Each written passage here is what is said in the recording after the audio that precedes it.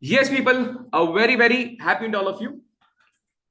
So, guys, we started with the very first lecture of CA Intermediate Advanced Accounting in the last class.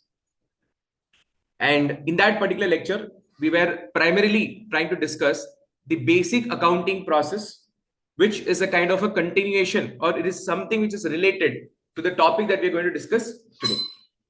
So, before we start the chapter today afresh, can we do a quick recap of what we studied in the last class?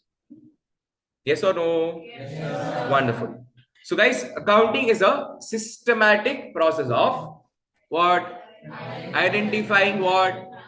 Business, financial, transaction, or event. Okay. Then what do you do next step? You have to measure in terms of money. Two things has to be taken care here. One, it has to have a monetary value attached to it. Second, these should be having a common unit of measurement. The unit of measurement should be common. So what is the unit of measurement in India? While accounting, INR. Wonderful.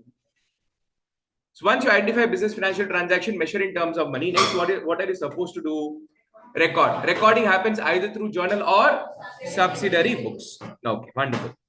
While recording in journal, you'll be taking the help of either the golden rule or the modern rule. Modern rule is nothing but it is an upgradation of the golden rule. So golden rule could not be applied in multiple places for complicated scenarios and circumstances, and hence this had to be expanded. This had to be given a new phase where a lot of things got upgraded, and now we're able to apply very conveniently the rule at multiple places of the journal. Am I loud and clear? Okay. These 4 steps, I think you'll manage. This is manageable. Okay. Once you record the entry in the journal or the subsidiary book, what do you do next? You post all the transaction one more time to a place called as ledger. Why do we have ledger in place? Because the format of the journal does not facilitate the totaling. Since we cannot total the transactions for a particular account in a year, hence for totaling purpose, we post all the transactions one more time to a place called ledger. The ledger will either have debit balance or credit balance. If the balance brought down is coming on debit side, it is debit balance.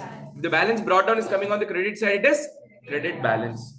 All the debit balance item from here will go to the debit column of the trial balance, and all the ledger having the credit balance will go to the credit column of the trial balance. At the end, when you complete your preparation of the trial balance, the total of the debit column should be equal to the total of credit column. So this will ensure the arithmetical accuracy, which means that you have followed double entry system of accounting properly. If there is a mismatch of trial balance, which means some error has happened, some single-sided error has happened, that is an indication. This trial balance what you prepare is nothing but the summary of the accounts, but this information does not give us any insights into the financial position or the financial performance of the accounting, and hence we have to prepare 2 more documents from here, which is the preparation of the trading and P&L account and the preparation of the balance sheet. Why are you preparing the trading and P&L account? To find out the profit and loss of the business. Profit and loss of the business means what? To evaluate the financial performance of the business. A business, how good it is doing, performance is good or bad, is evaluated primarily through its profitability and loss. Correct?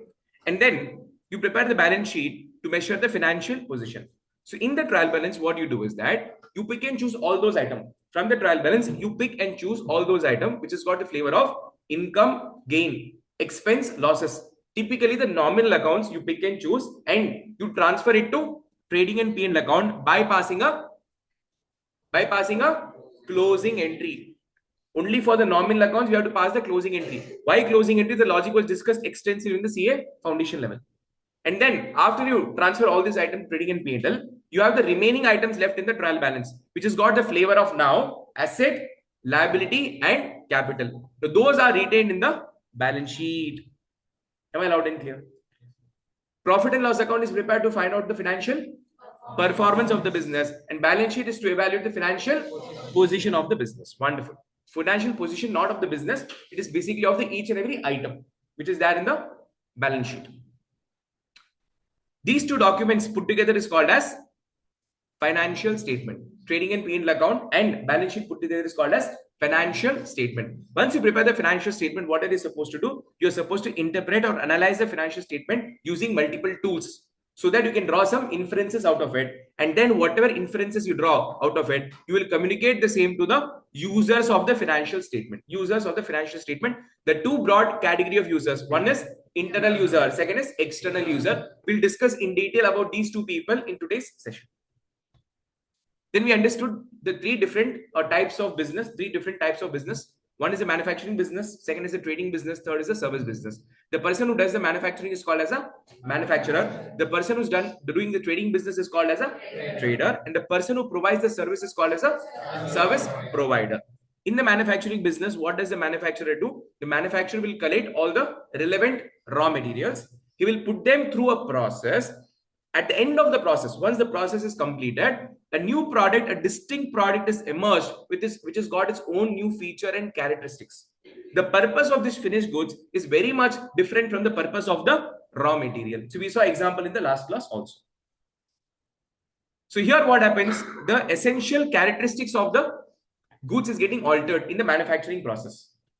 That is manufacturing. In trading business, what happens? You buy the goods and you sell as it is. You are not altering the essential characteristics of the product. You buy the goods, you add your profit margin, you sell it. That is called as a trading business. Service, all of you know what it is.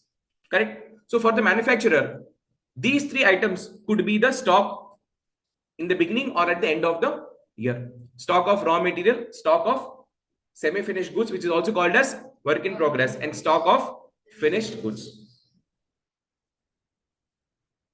For the manufacturer, the final product is called as finished goods. And the same product when the trader buys, for him it is a stock in trade. So stock in trade is something which is relevant to trading business. Finished goods is something which is relevant to the manufacturing business. Am I loud and clear with this point? Online people, am I loud and clear with this point? Yes, sir. Yes, Okay. sir. Then we saw what are the various forms of Yes, doing the sir. business. In India, if you want to do the business, you need to have a firm or body to operate the business. So the multiple forms in which you can do the business. One is sole proprietorship concern. Since we have certain inherent limitation in this business model, people look up to forming a partnership business.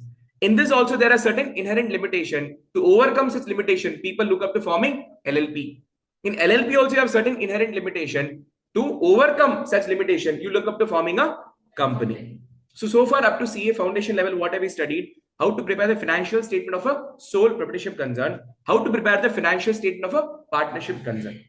Sole proprietorship concern is not governed by any act, whereas partnership is governed by the Indian Partnership Act 1932. However, for both of these, when you prepare the financial statement, you have a particular model of preparing the financial statement. If you are a non-manufacturer, if you're into non-manufacturing means what? Either trading or service. Non-manufacturing means what? Either you're a trader or service provider. You have the habit of preparing trading account, P&L account, and the balance sheet. Is this specification being given by any act? No. If you are a partnership concern and a non-manufacturer, you have a habit of preparing trading, P&L appropriation, and the balance sheet.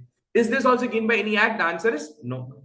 Over a period of time, our great-grandfathers, those people had followed one structure of preparing the financial statement, which the accounting bodies then had adopted and felt this is a good model, let's continue. And everybody started implementing the same model. Wherever we felt that there is a need for upgradation, we kept on doing the upgradation. But predominantly what was followed hundreds of years ago, the same is being followed till today. If you are a non-manufacturer, if you are a manufacturer, in case of sole proprietorship concern, you have a habit of preparing manufacturing account, trading account, P&L, and balance sheet. If I want to skip the manufacturing account and all the transactions, if I want to capture in trading account, can I do it? The answer is yes. Because there is no act which says that you have to prepare the manufacturing account. Same way, if you're a partnership concern and a manufacturer, you have the habit of preparing manufacturing, trading, P&L appropriation, and balance sheet.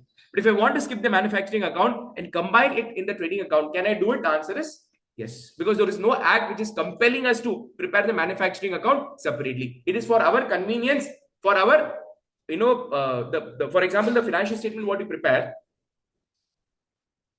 should be understandable. Correct, no? So for our understandability, we followed this model. The financial statement what you prepare should be understandable. The financial statement what you prepare should be reliable. The financial statement what you prepare should be comparable. The financial statement what you prepare should be relevant.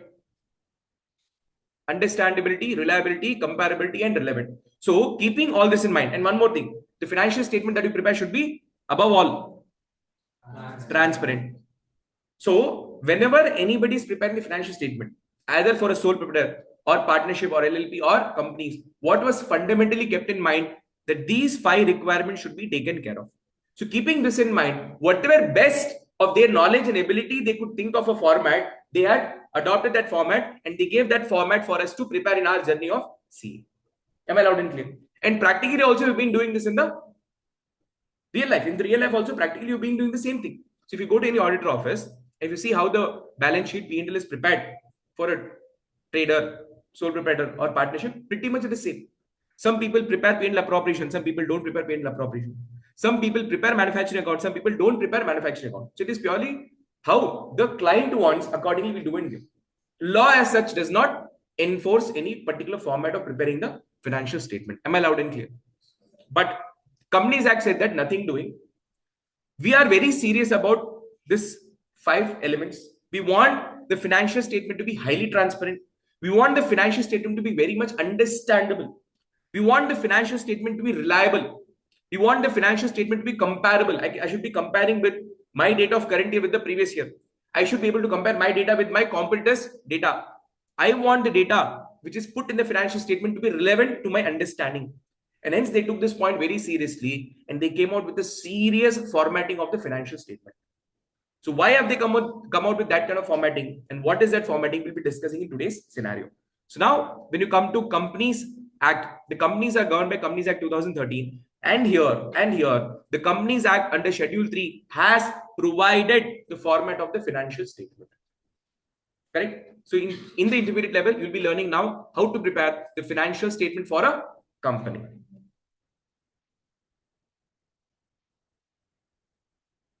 So we discussed what is accounting convention also in the last class.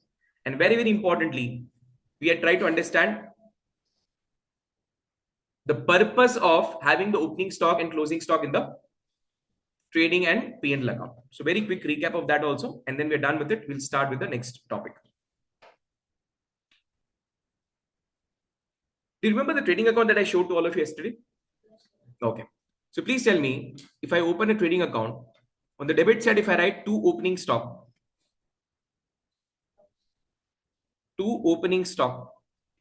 what all items comes under opening stock? Very good. Raw material, work in progress, finished goods, stock in trade. Very good.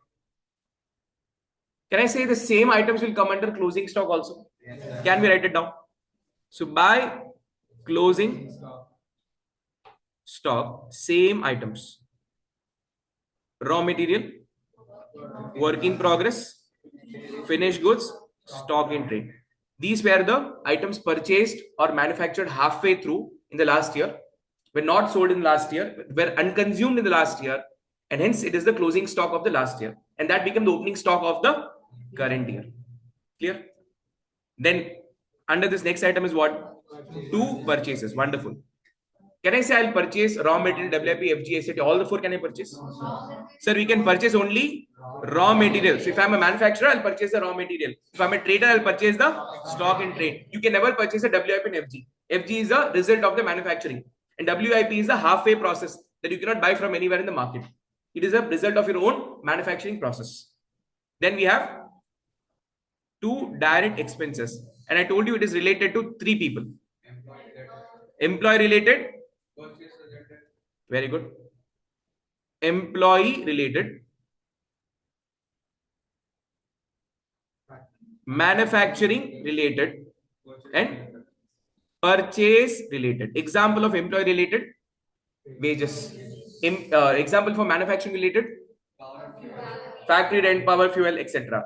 Example for purchase related, carriage inward, freight inward. Wonderful. Now, what am I left with? Sales. What do we sell? Sir, you put purchase raw material, stock and trade. No, sir. These 2 I'll sell, sir. Raw material, buy and sell.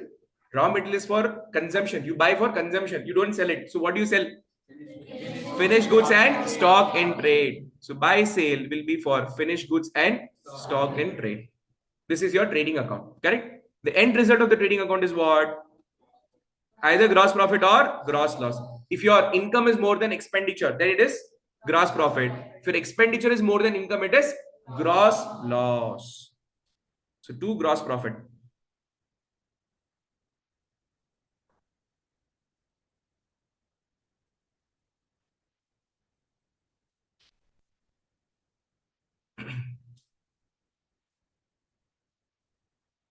By gross profit. Okay, what do you record in the P&L level? Sir, all the indirect expenses. All the indirect expenses. You can say selling expense, distribution expense, admin expense, depreciation, amortization, anything, finance cost, everything will come under indirect expenses. Then we have something called as indirect income. So by indirect income, can you give me example for indirect income? So the income that is coming from the non-core business activity, interest income, dividend income, etc. Correct? So with the gross profit, if I add indirect income, I'll get my total income. From that, if I minus indirect expenses, what do we get? Net profit. So 2 net profit. Any problem in this? Now, we understood in the last class that why do we record the closing stock? So closing stock is basically a result of satisfaction of the matching principle. Matching principle says that you should record only that much expenditure. You should record only that much expenditure which is contributed to the revenue of that year. So we took an example yesterday where we purchased 1,000 chocolates, but how much were sold? Only 800 were sold. So here you recorded income for 800 chocolates, but here you recorded in expenses for 1,000 chocolates. So that is not matchable. So matching principle said this is wrong, this is not allowed. So what are we supposed to do? Since you have sold 800 chocolates, the corresponding expenditure of 800 chocolates only we're supposed to record. So you have two options. Either minus 200 closing stock from the purchases. If you do that, that method is called as adjusted purchase method. In that case, the purchase will be reflecting at the net value, at the adjusted purchase value, net value. So as a user, I will not be able to know what is a gross purchase. So transparency is not there yet, though it is transparent only, but I don't get to know the real gross purchase. So I don't get a proper understanding of what the gross purchase is. So if you want to know what is actual gross purchase, then we have second method where record the closing stock on the other side. So I take this minus 200 to other side becomes plus 200.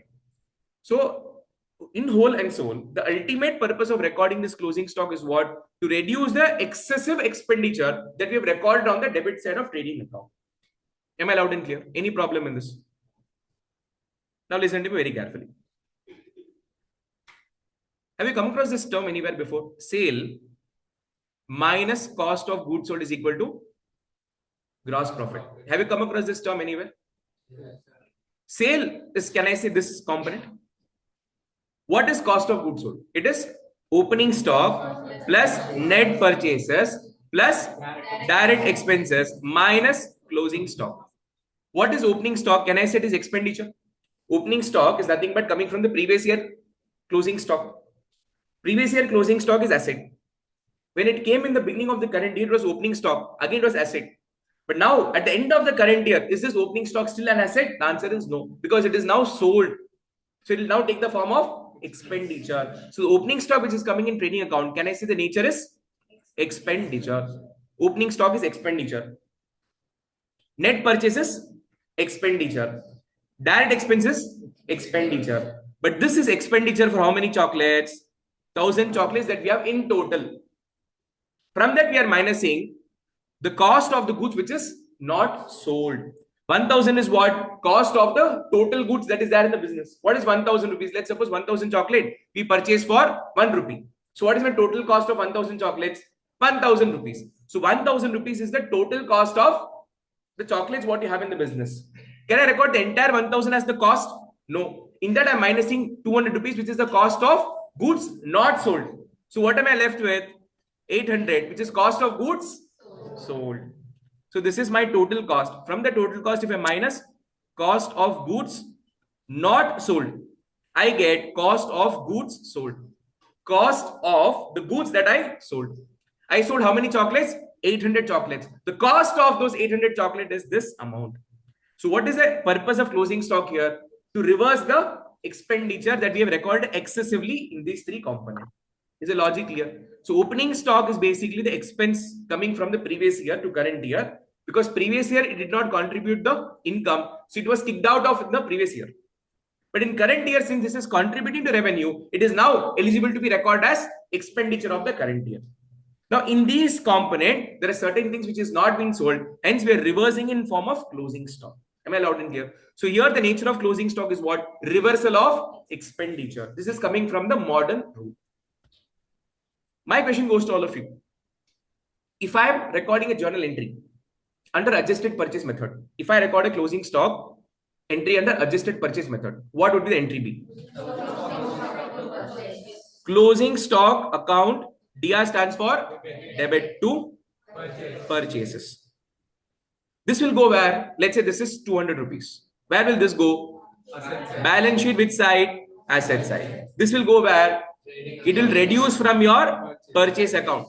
See, it goes to trading account. Here when I subtracted the 200 rupees, it is just my emotion to make you understand that, okay, 200 we have to deduct from here. But technically what happens? This 200 will not come on the face of the trading account. It gets adjusted in the purchase ledger. The purchase ledger balance will be what? 800. Am I clear? Now please tell me, if that is the scenario, how does my trial balance look like after this journal entry? How does the trial balance look like after this journal entry? Because we have question based on this in the intermediate. Now please tell me, if I pass this entry, and after this entry, if a trial balance is prepared, what will happen? Sir, closing stock will come on the debit column. How much? 200. And the purchase which was originally at 1000, now it becomes 800. So this will be called as adjusted purchase 800. Let me tell you one thing like this. Let's say I prepare a trial balance, okay? In that trial balance, I already had a purchase of 1000 rupees in the debit column, because purchase is expense. Expense is what balance? Debit balance. After this trial balance, I prepared, a journal entry, or I passed a journal entry, closing stock account debit to purchase account 200, 200. After this entry, if I ask you what is my trial balance and how does it look like now, how will you tell? Since closing stock is debited, now stock will have a debit balance and it will travel to your trial balance. So now closing stock will be how much? 200. And purchase 200, what have we done? Credited. Purchase is debit balance. To increase purchase debit, to decrease purchase credit. So when you have credited, it decreases my purchase. From 1000, if 200 gone, what is my revised purchase now? 800. This is called as adjusted purchase. Am I loud and clear?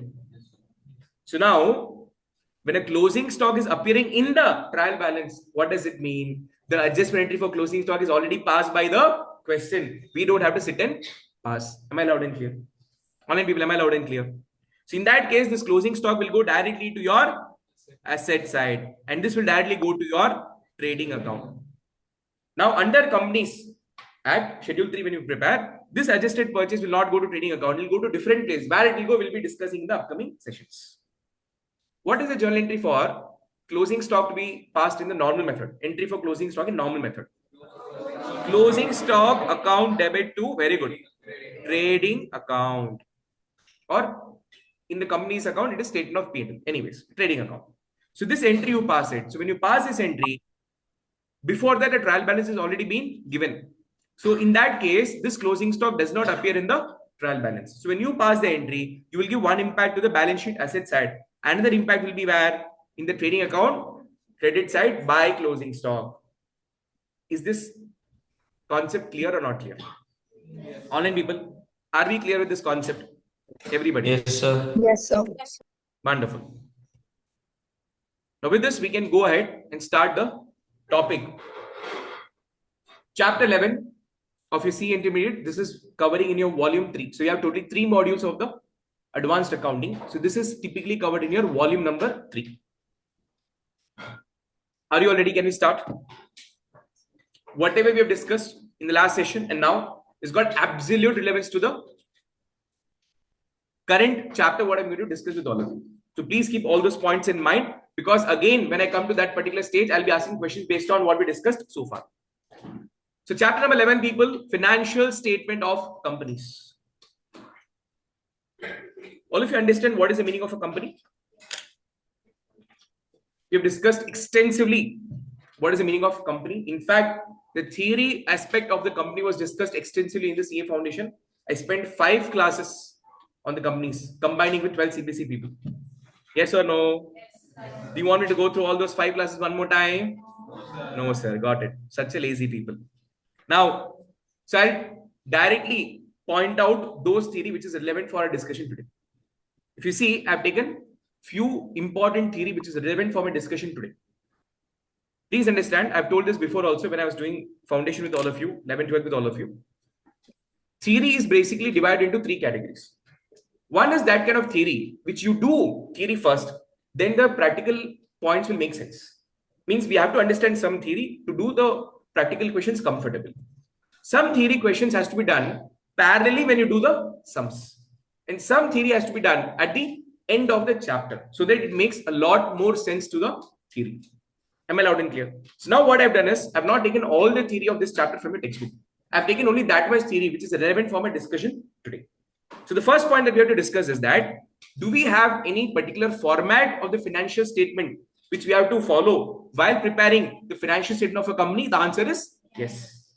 This format of the financial statement for the companies is given by whom? Companies Act 2013. Companies Act 2013 has given a format in which you have to prepare the financial statement. Now the question that arises is that the Companies Act is a huge book. Where do I go and search the format of the financial statement? So in the Companies Act, the format of the financial statement is given in the Schedule 3 of Companies Act 2013. In that, there are totally 3 subdivisions. How many divisions? 3 divisions. 3 divisions. Division 1, Division 2, Division 3. Now, about this Division 1, 2 and 3, you will be able to get a better clarity when I discuss accounting standard with you. When will I discuss accounting standard with you? My first target to discuss with all of you is this particular chapter, which is financial statement. Next is buyback, then cash flow statement. Once this 3 is done, I'll come back to accounting standard, where I'll discuss what is the meaning of accounting standard, why accounting standard came into picture, how it came into picture. Accounting standard is applicable to which type of organizations? What is Ind AS? What is IFRS? What is the meaning of convergence? All that I'll be discussing there, because if I discuss that now, it'll be too much boring. So I've chosen that topic which you will love, enjoy doing, because today itself, from day one, you start doing the practical questions. Too much of theory in the initial part is going to be boring. So a few theory part I've kept it for middle purpose. Am I loud and clear? So now about division 1, 2 and 3, you will understand in detail when I do the accounting standard. But here I'm going to give a glimpse of it. Now for the CA intermediate level, we are going to apply only the format which is given under division 1. So Companies Act 2013 under Schedule 3 has given 3 different formats. They've given format for division 1, they've given format for division 2, they've given format for division 3. Now the question is, sir, which format do we have to follow? We have to follow the format which is given in division 1, because that is what is applicable at the CA intermediate level. Sir, why division 1 we are following? Why not division 2 and 3? Because division 1 format is to be applied by those companies who are applying accounting standard. For some organizations, for some companies, accounting standard is applicable. For some people, accounting standard is not applicable. What is applicable to them? Ind AS. So now, whatever questions we are going to deal in this chapter, chapter number 11, we are going to get question based on division 1 only. What is division 1? These are those companies who have to follow compulsory what standard? Accounting standard. Normal accounting standards. And this is what is being covered at the CA intermediate level. Division 2 format is basically to be applied by those companies who have to follow Ind AS. So we have a separate chapter in the accounting standard, a separate unit under accounting standard, where we will learn to whom accounting standard is applicable, to whom Ind AS is applicable. And we have practical questions based on that also. But I'm not taking that at this moment. This we'll discuss in detail when I come to the accounting standards. As of now, what you have to remember is that there are certain companies to whom only accounting standard is applicable. And then there are certain companies to whom accounting standard is not applicable. Instead, what is applicable? Ind AS is applicable. Then comes division 3. It is applied on the non-banking financial corporations, NBFCs. So both division 2 and division 3 is not applicable for the CA intermediate level. I think this is there in the CA final level. I doubt if this is there in the CA final level or not. Am I loud and clear? Now, section 2, subsection 40 of the Companies Act 2013 has defined what is financial statement. Correct? Section 2, subsection 40 of the Companies Act 2013 has defined financial statement, and it says that the financial statement of the companies include. So what definition this is? Exhaustive definition or inclusive definition? This is inclusive definition. Inclusive. In law, in the CA Foundation law, have you come across this word inclusive definition and exhaustive? Very good. So what is the meaning of inclusive definition? What's this? It includes much more practically. Correct. Now, when they say that the financial statement of a company includes, means what? They have given how many items? 5 items. If need be, I can add a few more items. Inclusive definition means what? If I want, I can further expand the meaning of it. I can expand the definition of it. Inclusive definition means what? I can further expand the meaning of it.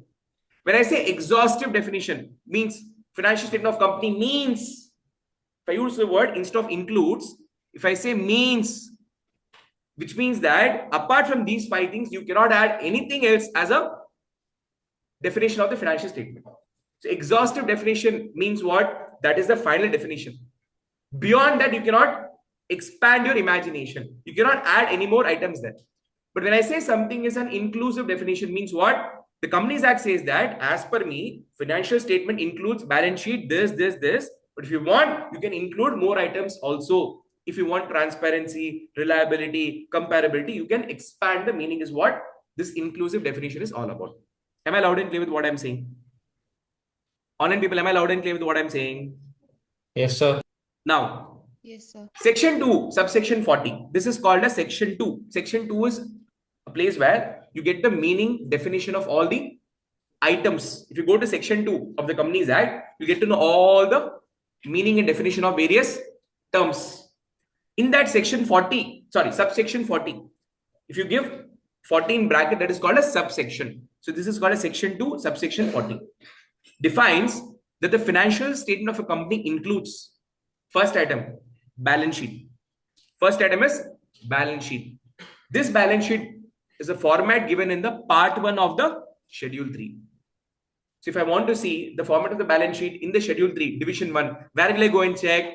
Part 1. Second is the statement of profit and loss. Oh my God. So far, we used to call this as trading and profit and loss account. Now they've changed the name and made it as statement of profit and loss. Earlier it was trading and profit and loss account. No longer account here. It is statement now. From account, you have come to statement. Why? The logic of that we'll discuss in some time. This shortly and sweetly we called as SPL. The format of this is given where? In the part 2 of the schedule 3. It is given in part 2 of the schedule 3. So Companies Act 2013, under that schedule 3, under that division 1, under that part 1 balance sheet, part 2 statement of P&L. Will you forget this? Then the definition says that apart from these two, we all also include cash flow statement in the financial statement if applicable. So when we do cash flow statement AS3 revised, and when we do accounting standard, we will understand to which all entities cash flow is applicable and to which all entities cash flow is not applicable. So if you are falling under a specific category, then you have to present the cash flow statement. If you're not falling under a specific category, there is no need for you to give the cash flow statement. So you say cash flow statement compulsion for all the companies? The answer is no. If it is applicable, then you will do it. Otherwise, not. Sir, how do we know to which company it is applicable or not? When we do accounting standard, when I do cash flow statement, accounting standard 3 revised, that time I'll tell you to which company cash flow statement is applicable and for which company cash flow statement is not applicable. Then comes statement of changes in equity. This is also to be presented only if it is applicable to that company, otherwise not. Finally, notes to accounts. So whatever data you're presenting in the balance sheet and the statement of P&L, the explanation of that, the breakup of that is given where? In the notes to accounts. Any problem so far? Am I loud and clear? So now, if you are a company, is there any particular format in which you're supposed to prepare the financial statement? I'm asking a question, okay? I'm asking a question to all of you. If you are a company, are you supposed to prepare the financial statement in any particular format? Yes. The answer is yes. Yes, you're saying no. Yes. You have to prepare the financial statement in a particular format. You have to prepare the financial statement in a particular format. This format is given by whom? Which act?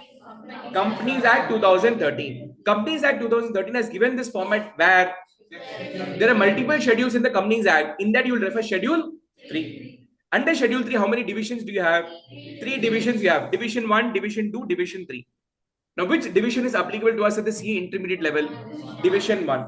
Under Division 1, which companies come into picture? Those companies for whom accounting standard is applicable and they have to follow that.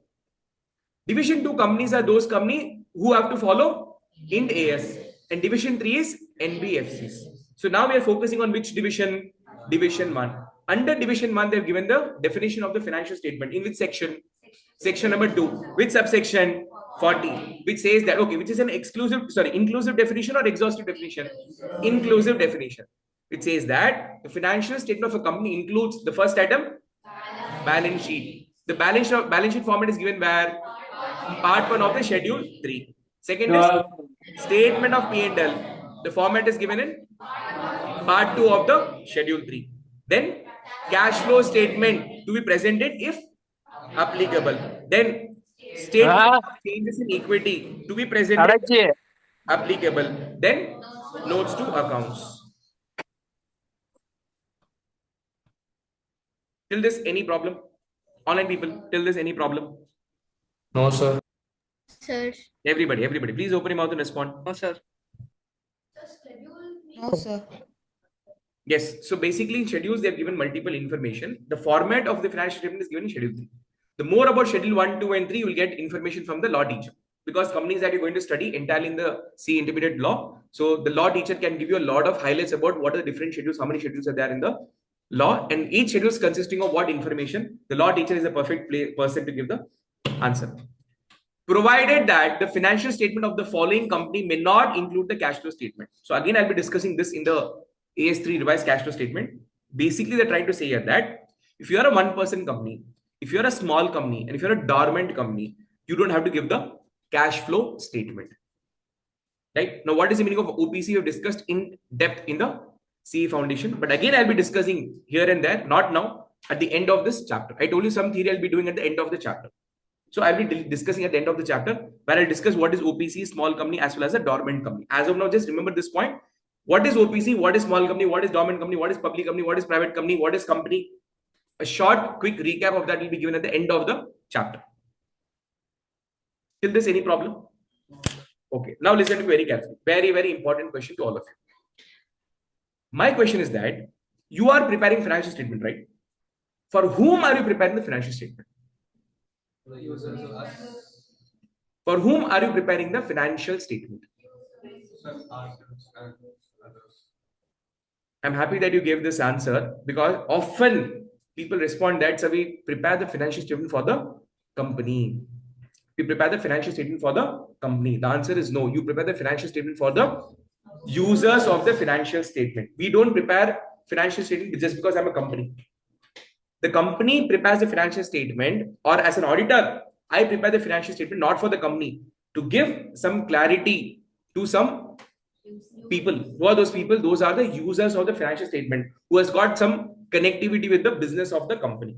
Can we see who are they? We prepare the financial statement for the following category of users. The first category is internal user. Who is the internal user? The owner or the existing investor. So let's say Kalpavriksha Academy Limited. I have started this academy. I'm the founder. I've invested my own money. So I'll be called as owner, the first equity shareholder. Eventually, as the company grew, I wanted to expand in multiple places. So I approached the investors. And few of the investors have invested the money in my company. To them, I would have either issued equity shares or preference shares. Those are called as investors. I want to differentiate between owner and investor. So owner and investor are people who are already existing with the company, either in form of equity shareholders and the preference shareholders. So the financial statement what we prepare for these people has got multiple uses. In that, one primary uses that I've taken is that this particular user, that is the owner and the existing investors, wants the financial statement to know the profit and loss of the business. Correct? Primarily, why would anybody want to know or why would anybody want to have the financial statement in hand? The first thing what he will check is the trading and P&L account. In companies, we call it a statement of P&L. As an owner, I want to know what is the profit of my business or what is the loss of my business. So where will I get this information from? From the financial statement. As a owner, I'm interested in multiple information. I could have given multiple information, but that was not the objective to be discussed here. My objective was to make you understand that as a owner, as an investor, why do I need financial statement? There are multiple reasons for which I need the financial statement. In that, one of the primary reason is what? To know the profit and loss of the business. Correct? Any problem in this? Second, why should I prepare the financial statement? I should prepare the financial statement for the external users. What is external user got to do with my financial statement? That is the primary question. Who comes under external user? The first person who comes under external user is employee. What is employee got to do with the financial statement? Why is he really bothered about the financial statement? Please tell me. One, to track the growth of the company impacting the earning. Correct, no? When I look at the profit and loss of the business, if the company is making huge profit, what will I say? Oh, look at this donkey fellow making huge money, but giving me chiller salary. I can decide whether to stay with that company or not. If company is making huge profit out of my hard work and the person is not giving me the sufficient salary, I can decide to go for some other company. Yes or no? Second thing, you have learned this concept of commission in 11th, 12th and foundation. Manager's commission, which is linked to your linked to your sales, sometimes linked to your profit. Manager's commission 10% before charging commission, after charging commission. On what? Net profit. So which means I should know what is the net profit of the business, because on that I'll get commission. So for me, the financial statement is a useful document here. I'm interested in the financial statement. Third, all of you know this concept of provident fund, PF. What is a PF concept?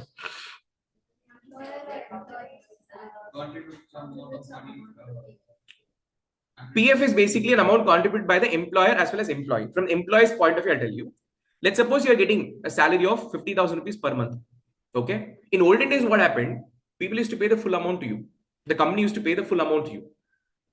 People who are financially prudent, they knew the concept of savings. So they did the savings first and they spent the required amount. But a lot of people were uneducated. So what they did is the moment they got salary, they spent the entire amount, where they had no savings in case of any emergencies. So government, for those illiterate people, what government said is that company, when you pay the salary now, don't pay the entire amount to the employee. In that, deduct a portion of it and deposit with the government. So for convenience sake, I'm taking this percentage. Okay, I'm just taking 10% now for convenience sake. The real number is different. So now let's suppose you're drawing a salary of 50,000 per month. 10% the company will deduct. How much will deduct? 10%. This 10% is only for convenience sake. I've taken this percentage. In reality, the percentage is different. How much does it come up to? 5,000. The government says that company, out of this 50,000 rupees, you withhold this 5,000 rupees and pay balance 45,000 rupees to the employee so that he can take care of his routine expenditure. Government now says that this 5,000 rupees, what you withhold, which is kept with you, you cannot enjoy. You have to deposit this money next month to the PF account of the employee. So this PF account is basically, who's the holder of this PF account? It is in the name of the employee. So now the company is supposed to deposit this 5,000 rupees in one account, which is called as PF account, which is opened in the name of the employee. Am I loud and clear? Next month immediately has to deposit. There's a date that has been given, due date. Within that due date, the company has to deposit. Now, as an employee, I'm very keen to see whether the company has deposited this 5,000 rupees or not.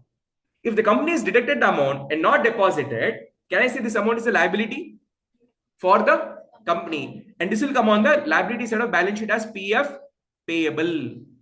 This will be shown where? On the liability side. So when I look at the balance sheet, I will get to know, this person has deducted my PF balance. Donkey fill is not given to government, because unless it goes to government, it does not come back to you. 5,000 rupees company will deduct from you, give it to the government in your name, so that when you want the money back, the government will give back to you. So PF amount comes back to you. When? Not now. After 5 years, 10 years, and 15 years. So by the time, look at the amount of money that you're saving every month. 5,000 rupees we're saving every month means for 1 year, how much have we saved? 60,000. For 10 years, how much have we saved? Saved 6 lakh rupees. So now what happens? This money, after 10 years, comes as a rescue to the person who has earned for all this 10 years having no savings. So when he wants to make any medical expense or any marriage related expenses, this 6 lakh comes to him as very handy. So keeping this in mind, government has encouraged the companies to deduct the PF amount and give the balance amount to employees. In this way, the savings has been encouraged by the government for the unorganized sector. Am I clear? So now the employee is very keen to know whether the statutory dues. Now this PF payable is called as statutory dues. Statutory dues means what? The due that the company has to pay to the government is called as statutory dues. So if there is any statutory dues related to employees which the company is not paid, looking at the balance sheet, I'll get the information of that. So if there is any PF payable, huge amount lying down for last 6 months, as an employee, I'll ask the question, why are you not paying this money to the government? Because it is your money, which the employer is not given. He is supposed to give to the government in your account, but he's not given. So you will ask why you have not given to it. Am I loud and clear? So as an employee, this is how I'm concerned with the financial statement. This is why I want the financial statement. Are you able to understand? What are we discussing now? We're trying to understand why these users want the financial statement. Guys, please remember when the Companies Act 2013 was formed, the law was very clear that the financial statement, the format what we have, should have highest amount of transparency. It should have highest amount of understandability. I should be able to understand it. It should be transparent. I should be able to rely on it. So keeping all that in mind, keeping all these users in mind, the Companies Act has properly drafted the format. Are you able to understand? So financial statement you're preparing not for the company, you're preparing to give a clarity to these 7 people. Because if you give the financial statement to them, based on that, they can make some decision. Based on that, they can make some decisions. What decisions will understand? Second, your lender of what? Paisa, loan. Lender of the business, such as bank, debenture holders, are also interested in your financial statement. Why? Looking at the financial statement, first of all, the lender can decide whether should I give loan to that company or not. If your company is into constant loss, if it's a loss-making company, then as a lender of the money, I'll have to be very cautious. Oh shit, if this company is into loss, how will they repay the money back? So looking at the financial statement, you can decide whether should you lend the money to the company or not. If at all you have decided to lend the money, looking at the financial statement, you have to decide whether how much money should I lend to that company. He's asking 5 crores. But does this company has got the capacity to repay back 5 crore rupees or not? You can assess by the financial statement. So accordingly, you will tell, no, looking at your financial statement, I don't think so you can repay 5 crores. So I can give you at the max loan of 1 crore rupees if you want to tell. So how did I get this power of making decision? Through the financial statement. So I read the financial statement, I understood the health of the company, and accordingly I made a proposal.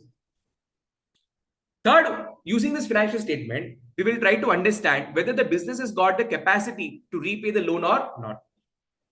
So all this assessment is done, how you know? If you remember, we did basic accounting process, where we said that accounting is a systematic process of identifying a business financial transaction, measuring in terms of money, recording through journal, classifying through ledger, summarizing through trading P&L balance sheet, and then interpreting, analyzing.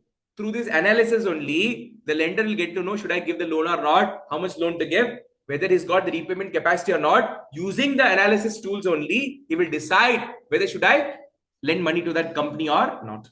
Am I loud and clear? The fourth person who's interested in your financial statement is creditor. Who is creditor? The person from whom the company buys the goods on credit. The company is buying the goods on credit. The opposite person is called as creditor. So why do you think is the creditor interested in our financial statement?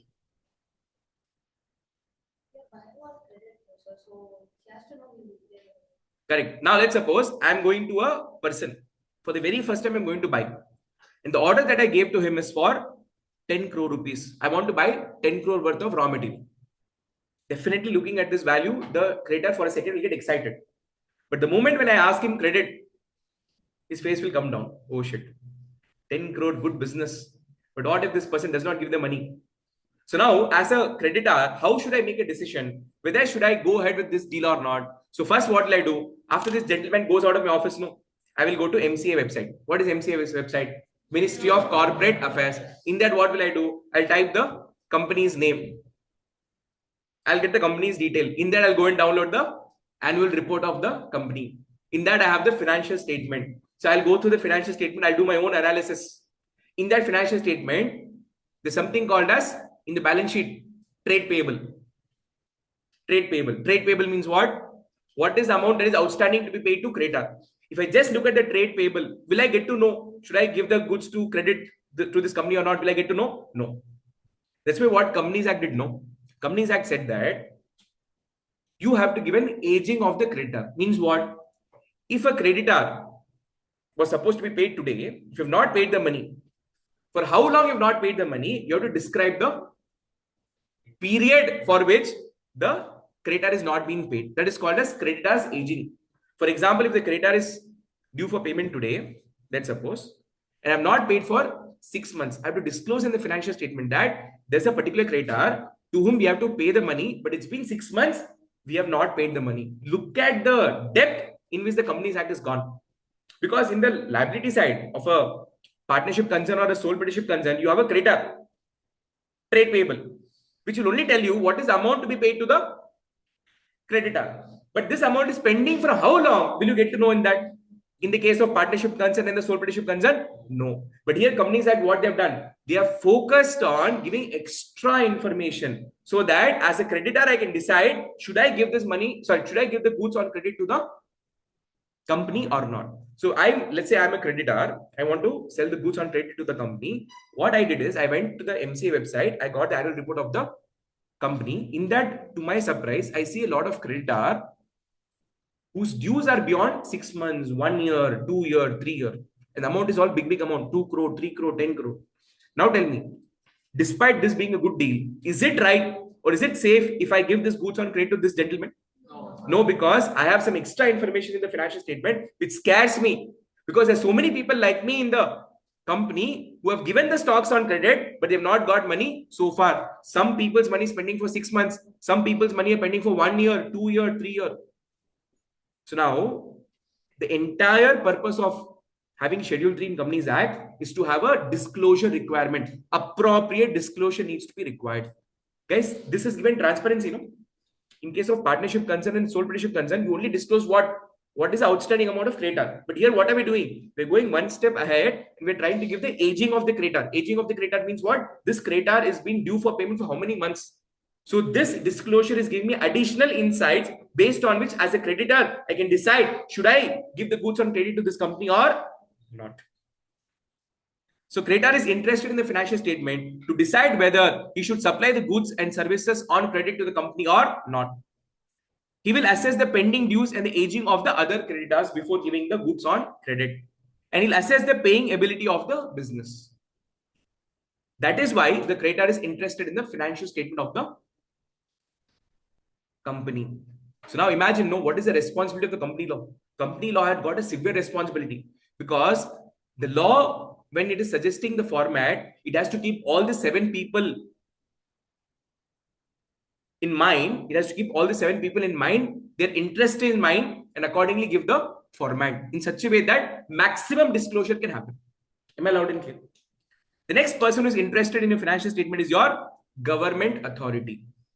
We are connected to government in multiple ways. We are connected to income tax department because we have to pay income tax to the government. Here means income tax department. We are supposed to pay GST to the GST department. We have to pay PF to the government. So we are connected to government in multiple ways.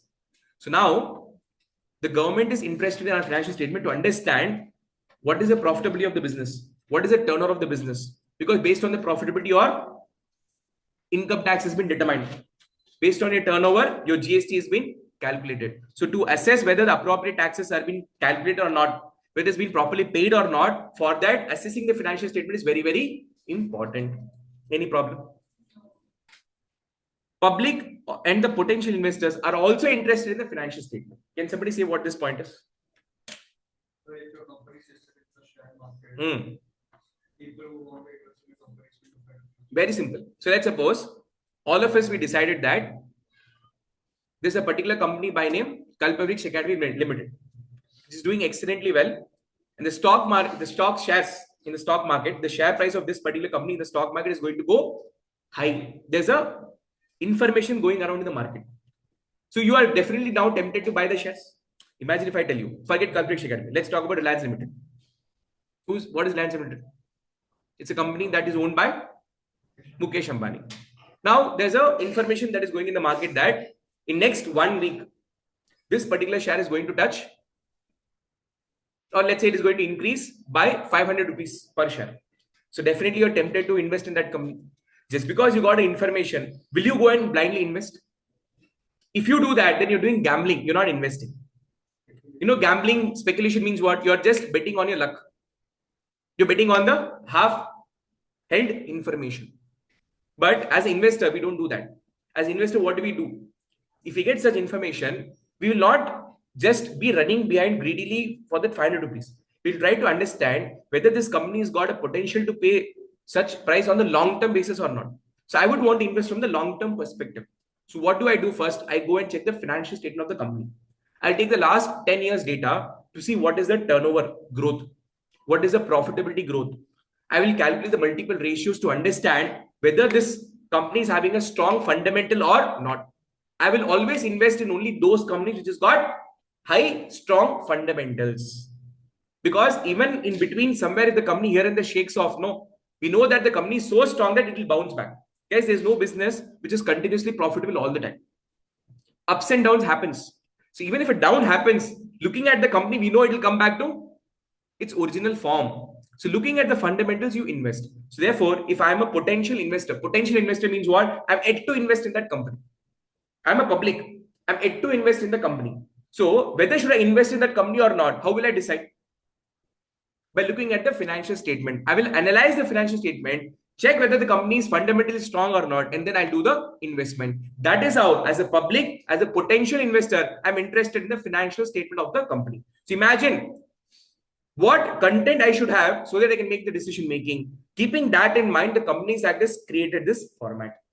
The Companies Act has created the format in such a way that all these people can get some information out of it, and based on that, they can make a decision whether they should connect with this company or not. And finally, it is customer. Customer is also interested to know the information about the company because he wants to know whether I'm dealing with a good entity or not. Should I continue buying with the company or not? So as a customer, I'm interested to know the performance of the company, the position of the company, to know what status it holds in the market, so that I can decide whether should I continue buying the products from this particular company in the future or not. So how many people are in total interested in your financial statement? 7 people. 1 here, 2 here, 3, 4, 5, 6, and 7. All this information is given in your textbook. ICI study module, it has been given in that. I've just concised the information from that. So now, the financial statement what you're preparing as per Schedule 3 is not for the companies. We are trying to prepare the financial statement so that the information that is communicated to that financial statement is so transparent, so understandable, so reliable that these 7 people can accordingly make a decision whether they should be attached to the company or not. So keeping all these people in mind, the Companies Act has drafted the financial statement in a beautiful manner.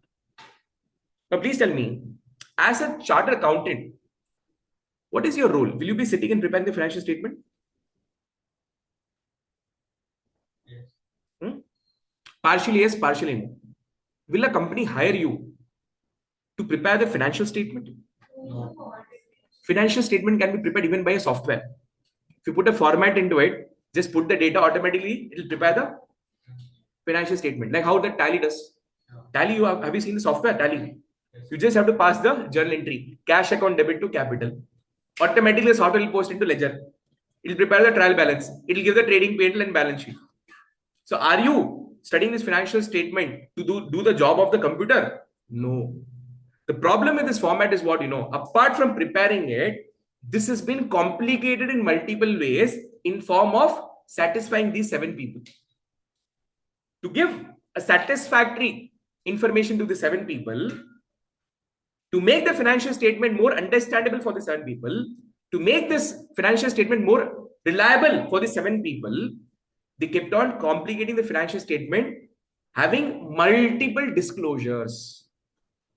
So your job is to understand those disclosures. In appropriate place, the disclosure needs to be given. This job, the machine cannot do. So as a CA, if you know the law, you will know how to disclose information, what to disclose, how much to disclose, what not to disclose. You only know it. No system can know it. Because there's a lot of application of mind that has to be applied here in understanding the law, in understanding the practical situation, and accordingly you have to decide whether should I disclose this information or not. So your job is to not prepare the financial statement. Your job is to check whether the disclosure requirement of the law is being properly met, followed or not. That is your job. Am I loud and clear? Online people, am I loud and clear? Yes, sir. Now this is the format of the balance sheet. Division 1 format we're learning because at the intermediate level, which division is applicable? Division 1 only is applicable. And the balance sheet format is given in which part? Part 1 of Schedule 3. And the statement of P&L format is given where? Part 2 of Schedule 3. So now I'm not doing part 1 today. First we'll do part 2. Easy, sweet one. And then we'll come back to part 1 later. Are you all ready? Yes, sir. Now my question goes to all of you. When you prepare the financial statement, particularly the trading and P&L account, how did you prepare? So we opened a T-shaped account. We opened a T-shaped account where you said that in debit side will record all the expenses, credit side will record all the income. So if 100 rupees is my expense, 300 rupees is my income, this 200 will be my profit, gross profit, net profit, whatever you say. Imagine you are no more an inter student or a commerce student. Imagine those days where you were in 10th standard. Immediately after 10th standard, you came to 11th standard. I directly gave you this trading and P&L account. Recording this 100 year, 300 year, gross profit year. Will you even understand head and tail of this? No. You will say, what is DR? What is CR? What is 100 sitting here? What is 300 sitting doing there? What is 200 here? Correct, no? Which means a person who's coming from a non-commerce background, for him to understand the structure is a bit complicated, is what I am saying. What are you saying? Correct, no? In other words, if I have to say, let's suppose your parents have given you 10,000 rupees. It's your birthday, okay? They told 10,000 rupees. You spend wherever you want to spend. But at the end of the day, I want an account of what amount you spent where. Correct? So people are wondering, sir, which parent gives 10,000 rupees, sir? Imagine, no? Anybody here who gets 10,000 rupees on birthday? Nobody. Nobody. Anybody? Nobody. So it's a dream come true, no? What is it? It's a dream come true for a lot of people. Imagine, no? What is wrong in imagination? Imagine, no? Imagine castle. Siddharth, correct? Now, imagine 10,000 rupees you got. What and all you'll do? Tell me. You'll buy multiple things. First thing you'll buy a dress. 10,000 means budget. Oh, nice dress we can buy. Okay, dress we'll buy. Then what? Girls up now they'll not be satisfied here. Matching shoes, sir. Then matching earrings. Okay, then boys and other t-shirt, other jeans, white sneakers. What a dress. Makeup item, girls. Oh, you. List is used for girls. No? He's saying, oh, I don't do all that. Okay. Now, okay, 10,000 rupees you spend for all this dress, makeup, lotulos, okay. Then next, where will you spend? Huh? Food. You'll have alone or you'll take friends?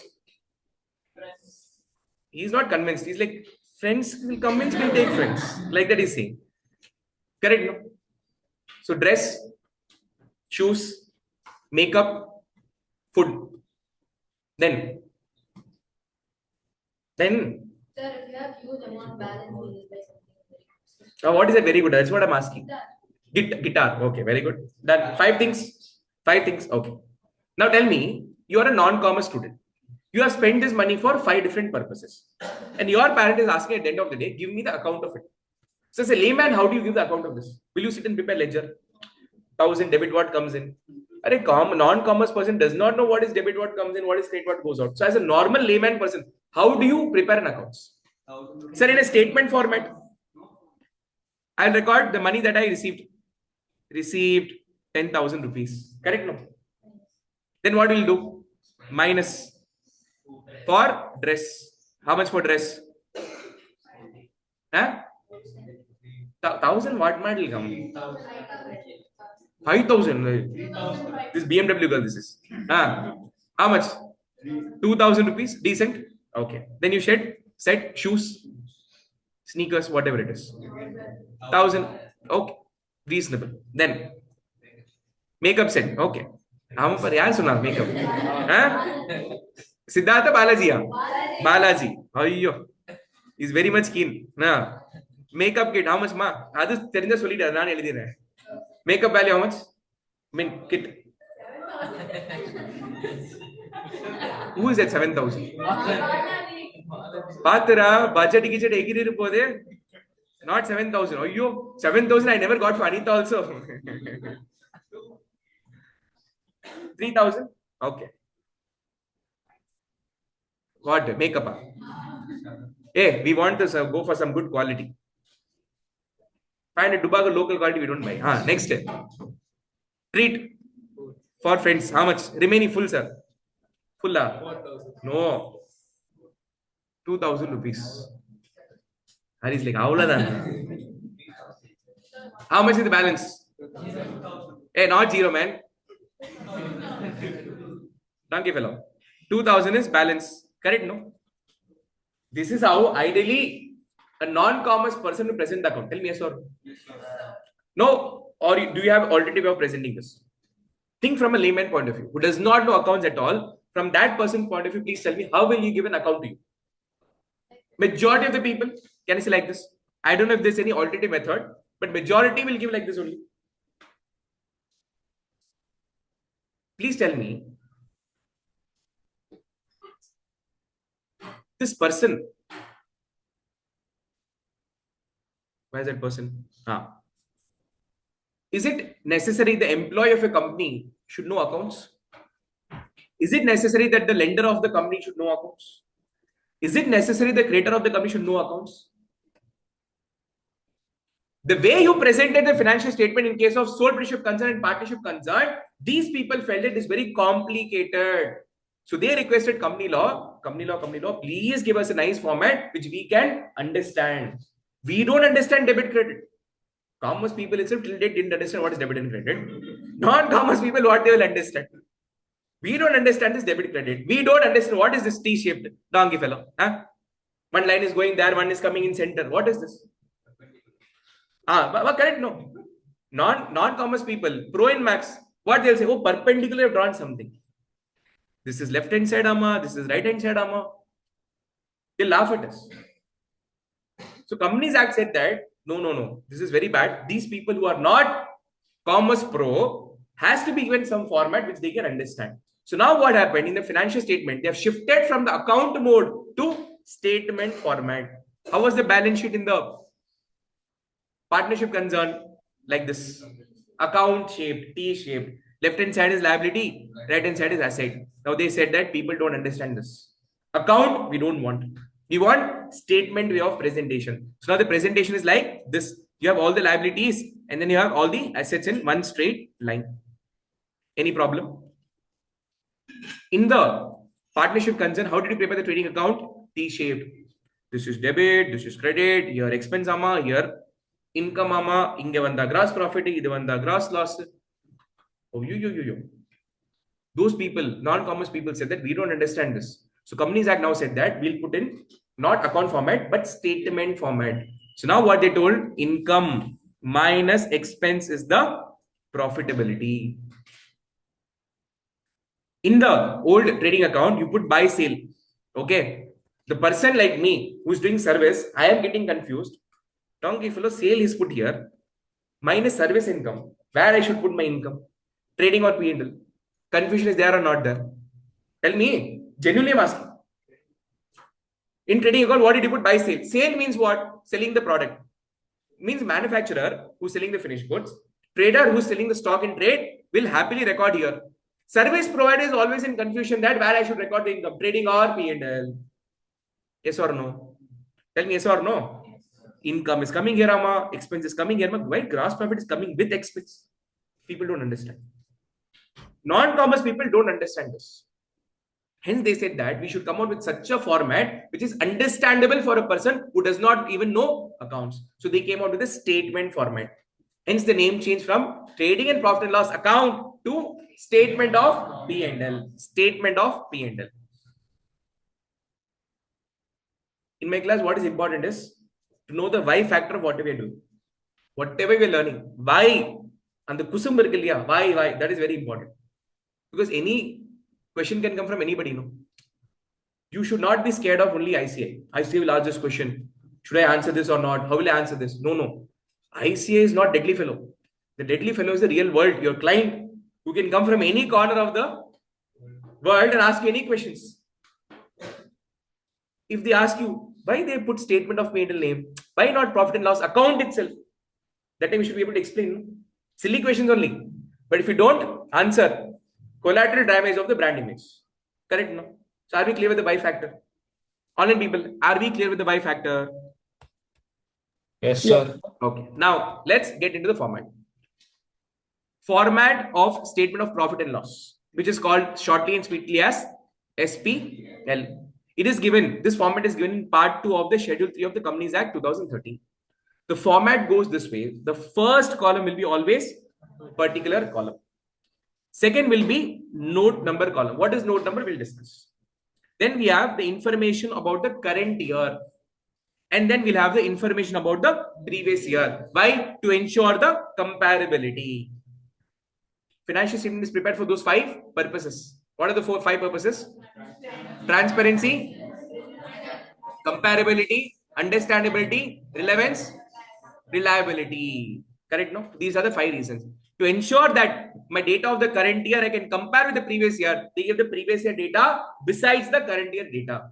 So previous year turnover 1 crore. This year turnover 2 crore. Did I improve or not? Yes. Previous year turnover is how much? 1 crore. Current year turnover 2 crore. Compared to previous year, this year turnover is good or bad? Good. To ensure comparability, the Companies Act thoughtfully has put the previous year data. In your trading and P&L account, did you ever put the previous year data? No. So this will ensure the comparability. Any problem? No response. Any problem? No, sir. Online people, any problem? No, sir. Sir. Now, the first item that you disclose is income item. Under income, there are 2 classifications. One is revenue from operation. Second is other income. Revenue from operation is governed by 2 accounting standards. One is accounting standard 9. Second is accounting standard 7. Are we going to discuss these 2 accounting standards here? The answer is no. Here we're just going to understand what is revenue from operation. Under this, what all item will come. The detailed discussion of this will happen in accounting standard 9 and accounting standard 7 subsequently. Am I loud and clear? Now, we have to understand what is the meaning of revenue from operation. Very good. That's right. So for that purpose, I'm coming here. Revenue from operation. Revenue from operation.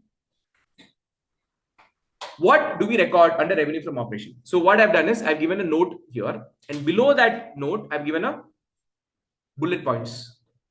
It says that income earned from principal revenue generating or ancillary revenue generating item are called as revenue from operation. One more time. Which income will I classify under revenue from operation? Those income which you have generated from the principal revenue generating item and ancillary revenue generating item. These both should be related to your core business activity. Am I loud and clear? Now, I am running academy, correct? What is my core business? Teaching. Teaching is my core business. Now, whatever teaching I do, for that I charge a fee. That is called as a coaching fee.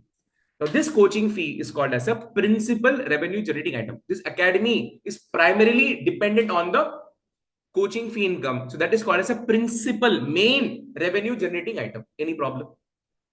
And this is the main purpose for which I started this academy. What is core business activity? Core business activity means what? The main purpose for which you started the business. From that, when you receive the income, that is called as core business income, which is also called as principal revenue generating item. Any problem here? So coaching fee is my principal revenue generating item. I am saying this. Do you accept this or not? Accept it or not? Accepted. Now my question goes to all of you. Think and answer, okay? Now, since I'm running this academy, apart from charging the coaching fee, let's suppose I'm also selling the textbooks. I have my own CA foundation book. I have my own CA intermediate books. I sell them. Not just that, I also sell the textbooks of other faculties.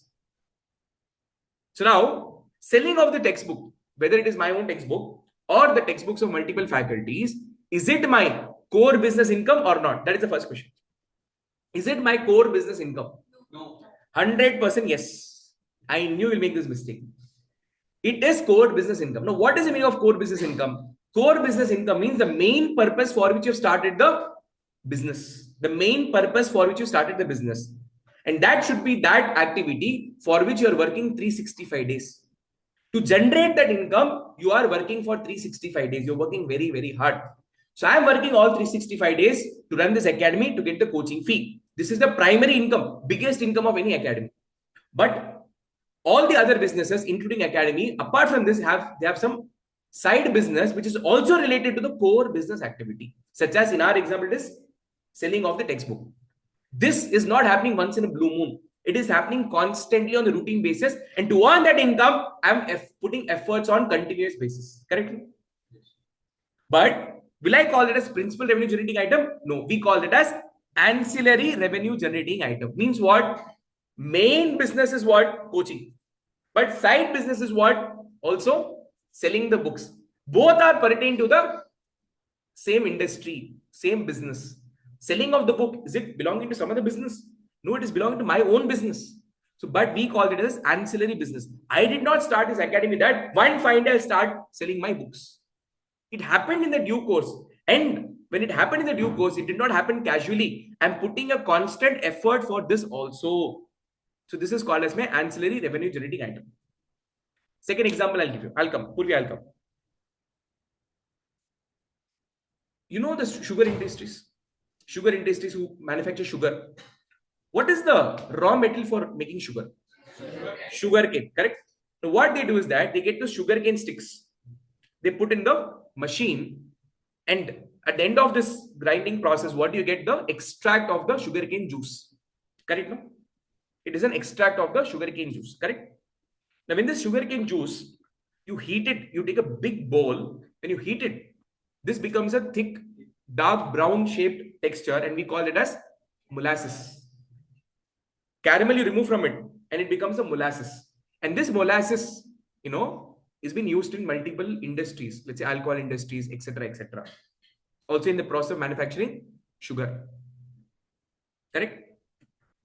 In this process, there's one thing happening in the very first stage. Remember that sugarcane stick, when you put in the machine, crush it, the juice extract has come. At the end, there's something left over. What is that called as? Technically, that is called as something that you put that sugarcane in that machine, no? The juice comes off. That fellow, no, he'll put and again take. You've seen that process. So at the end, what will happen? That stick is broken down into multiple small parts. What is that technically called as? No, it is called as bagasse. What is it called as? Bagasse. Now, this bagasse is a raw material for the paper industry, who manufactures paper plate, who manufactures paper notebooks. Have you ever seen how the paper is manufactured? The raw material for the paper industry is bagasse. Now clear? Now my question is, let's say I'm a sugar company. I'm a sugar manufacturing company. For me, the sugar crystals are principal revenue generating item or ancillary? It is principal revenue generating item, because we started this factory so that we can crush the sugar cane, we can get the molasses out of it, we can make sugars out of it.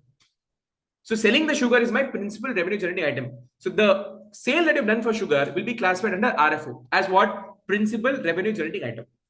But at the same time, in this industry, on everyday basis, when you crush the sugar cane, you have a lot of bagasse coming. And that you sell it to the paper manufacturing company, because for the paper manufacturing company, this is a raw material. So like how you sell the sugar on the daily basis, on routine basis, you also sell bagasse on the daily basis. It is not something which happens on once in a blue moon. So now, when you sell this bagasse is your revenue from operation, or is it your other income? Is it your principal revenue generating item, or is it your ancillary revenue generating item? It is your ancillary revenue generating item. See, we did not start the sugarcane factory that one fine day I'll sell bagazi. That was not the motive. The motive was to extract the sugarcane, and from that, I want to extract either jaggery or sugar and sell either jaggery or sugar. But in due process, my nature of business is such that I got this bagazi as a byproduct. What is it called as a byproduct? It's not a scrap.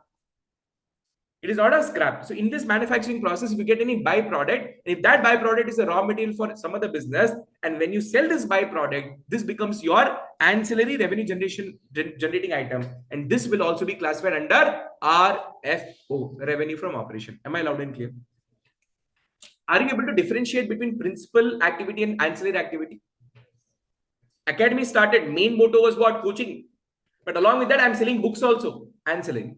Let's suppose I start one small restaurant out of the academy, or let's say I have a small cafe. Now the income that is coming from cafe, is it principal, is it ancillary, or is it other income? No, it is again ancillary. Why? Because you are constantly making effort to earn income out of selling the foods to the student. I started this academy with the motto of earning coaching fee. But along with that, I'm doing something on routine basis for which I'm regularly working hard to get the earning out of it. That is called as ancillary item. What is other income? You know, when you earn income casually, without working too much hard, without focusing on it, just like that, it comes to me. That is other income. For example, I have surplus money in the business. I put in fixed deposit. I get interest. Am I working very hard for that? It happens casually. It is my other income. Is the investor interested in my interest income to invest in the company? Let's suppose I'm asking investor, please come and invest in my company. Is he interested in my interest income? No. I have some extra money, I put in share market, I'm getting dividend. Is he interested in the dividend income? No. Think as an investor, what is attracting you? Let's say all of you are prospective investor of Kalpavriksha Academy. What is attracting? Prathik Sir is doing wonderful coaching. He does not sell alone his classes, he's got multiple faculty classes. Not just CA, but CS, CMA, ACCA, CFA, etc., etc. Sir has got the coaching fee income. Sir has got, let's suppose, hostel separately. Let's suppose I don't have. I'm telling, it's if at all I have hostel income also. If I have a cafe, I have cafe income also. If I'm selling book, I have book income also. So now cafe, hostel, and book is my revenue from operation. But is it principal? No, it is ancillary. Am I working hard for all these three also? The answer is yes. So are you able to understand these three components? Coaching fee, primary income. That is the main income. That is the main source. Hostel is there. Why? Because the coaching business is there. Books I'm able to sell because coaching business is there. Cafe I'm able to run because of coaching business is there. Because who are the primary customer for me in cafe? Students. I'm able to follow. So ancillary revenue is dependent on the principal revenue. If principal is there, this will be successful. Otherwise, not. And I'm working hard for both of these activities. When I say other income, I'm not working for it hard. It just happens. I put money in fixed deposit, I'm getting interest. Casually it is coming to me. I went to Goa, casino, gambled. I got 1 lakh rupees. Casually it is coming, other income. Am I doing gambling every day in Goa? Like business, am I doing? No. So that is my other income. If at all you make profit out of it, this other income. Are you able to differentiate this? Yes, sir. Now, the problem is that when you are preparing this statement of P&L, no, what they said, revenue from operation, please note it down. But as an investor, as a customer, as a creditor, as a lender, as a bank, I want to know this revenue from operation is coming from how many sources? Is it coming from the principal activity or ancillary activity? I want to know the breakup. So the Companies Act said that whatever information you're presenting here, the breakup of this has to be given in notes to accounts, the explanatory part of it. So now when we go to notes to accounts, they are telling that please give the information category wise. So let's suppose I'm into business of electronics. If I'm selling laptop, then you have to mention this under the category of sale of products. This sale of product, did I give category? Did your ICI give? This is there where in your schedule 3. In schedule 3, the first classification is sale of product. So this could be either finished goods or stock in trade. Product description. If I'm selling laptop, then laptop. Whatever items you're selling, that you have to show. So if I'm selling 1,000 items, should I show all the 1,000 items? No. Listen to me very carefully. Which item I should show independently? Which items I should show independently? I'll tell you this point now. Again, I'll repeat in future also. If any item is got its value, which is equal to 1% of the revenue from operation. Let's say if the revenue from operation is 10 lakh.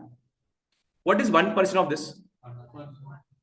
Hey, 10 lakh or 10% is 1 lakh. Donkey fellow?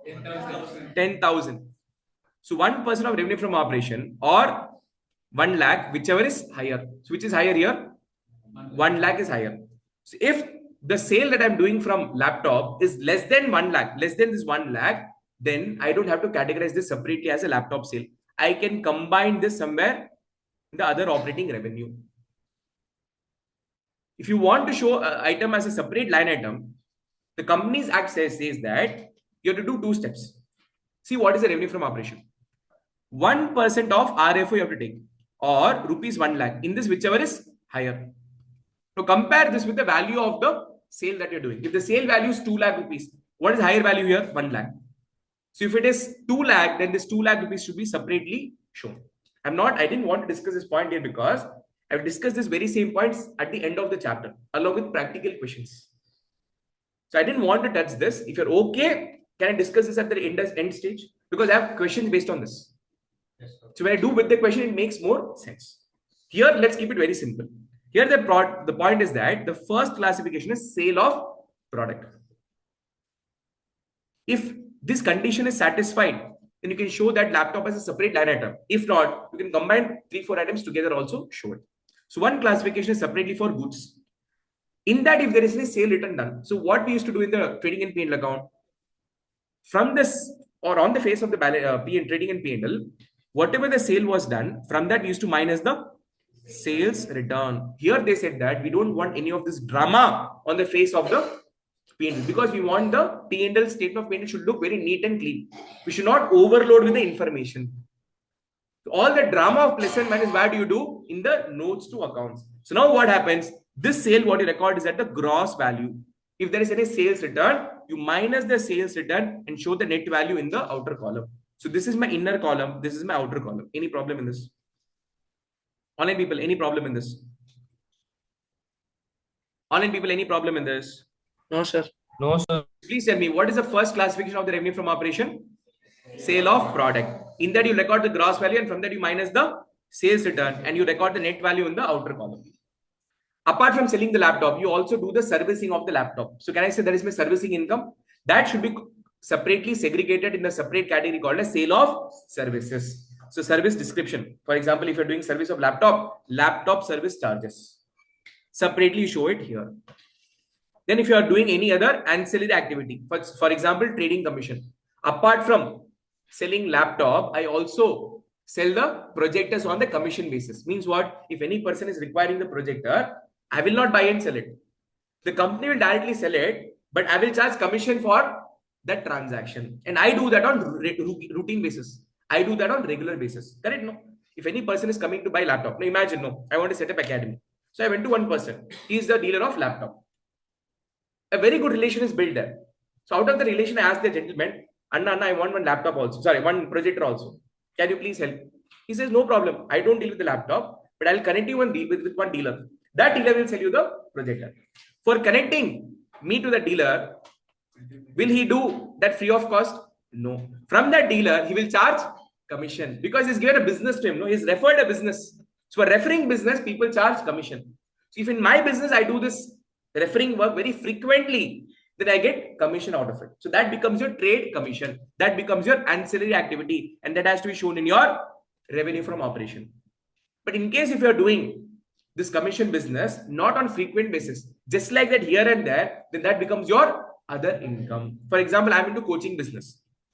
So you are asking a laptop.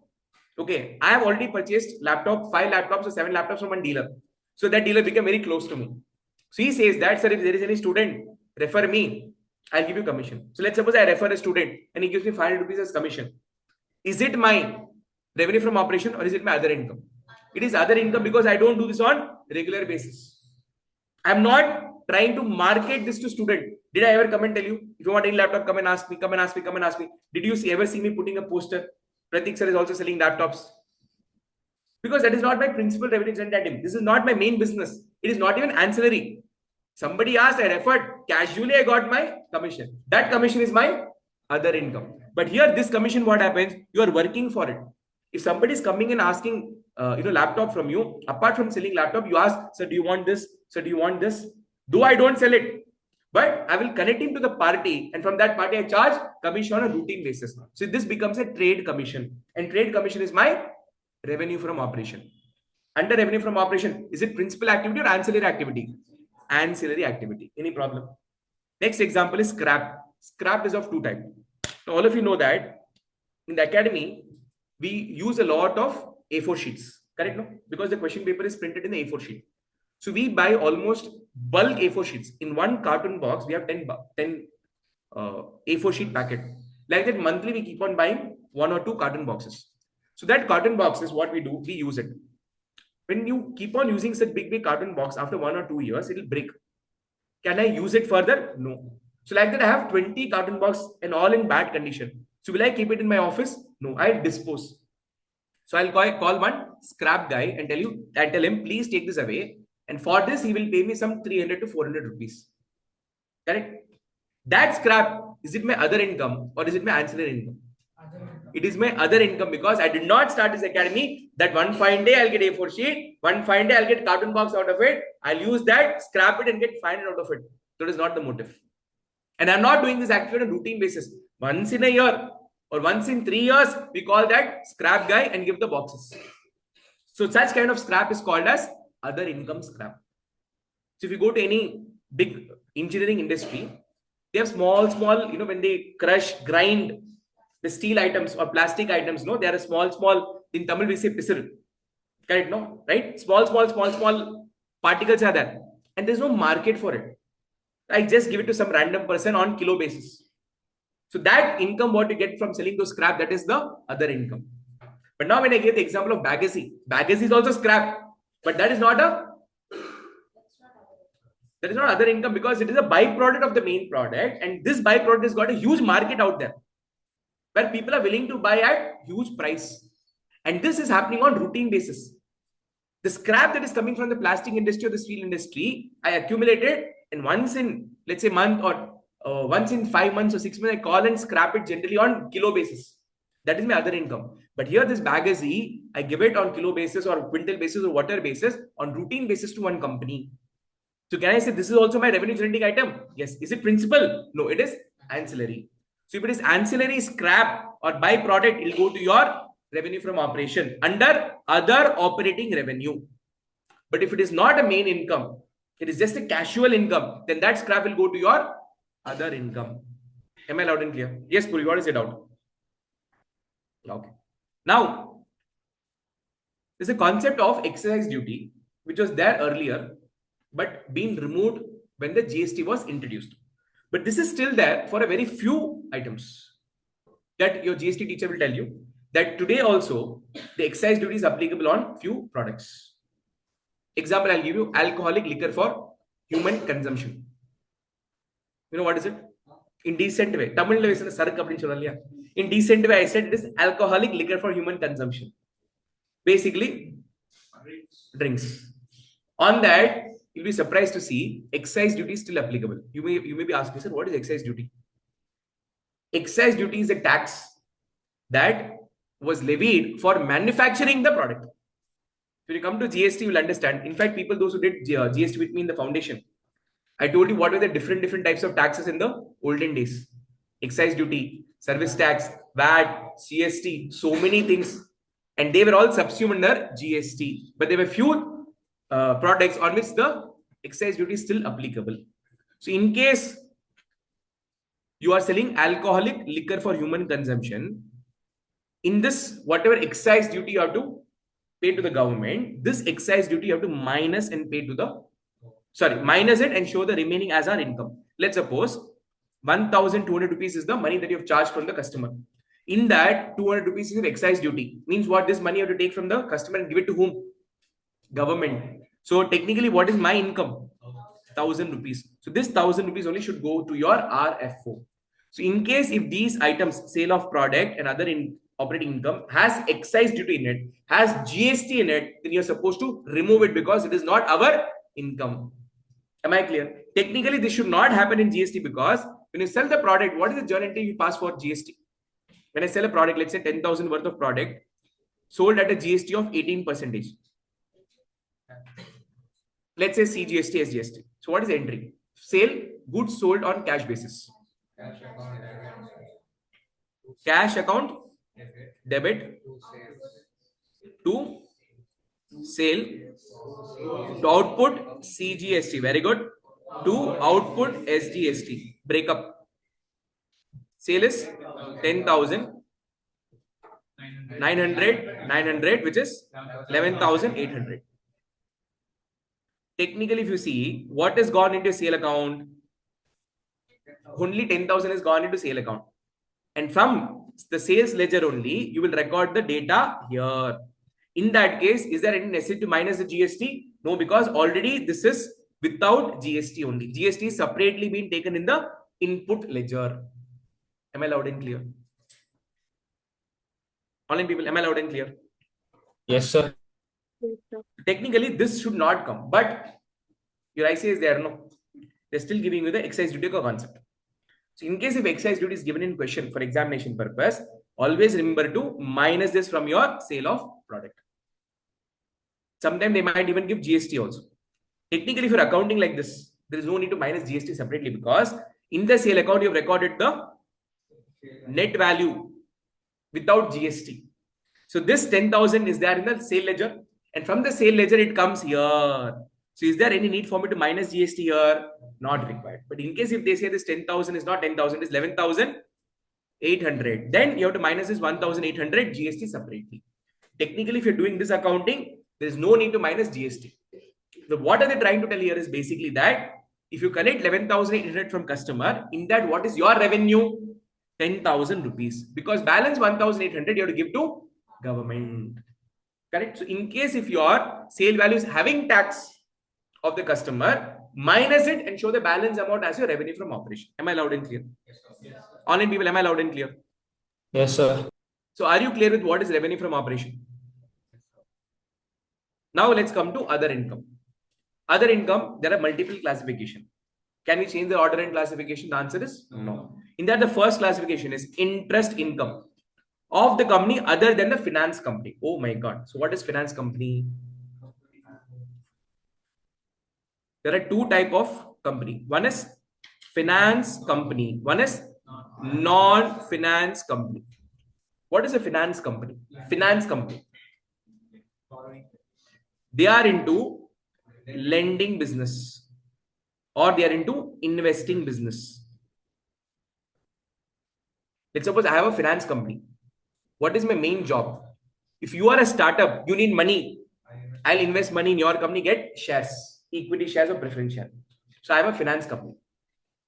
If you need money, not in form of capital, you need money in form of borrowing, then I'll lend you money.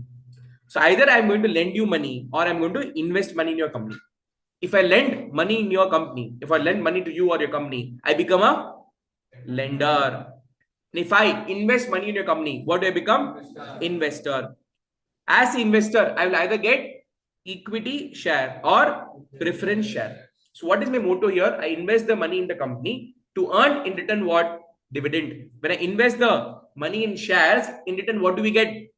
Dividend. Nothing but the profit of the company. What is dividend? The share of profit of the company is called as dividend. If I lend the money to your business, in return what am I interested in earning? Interest.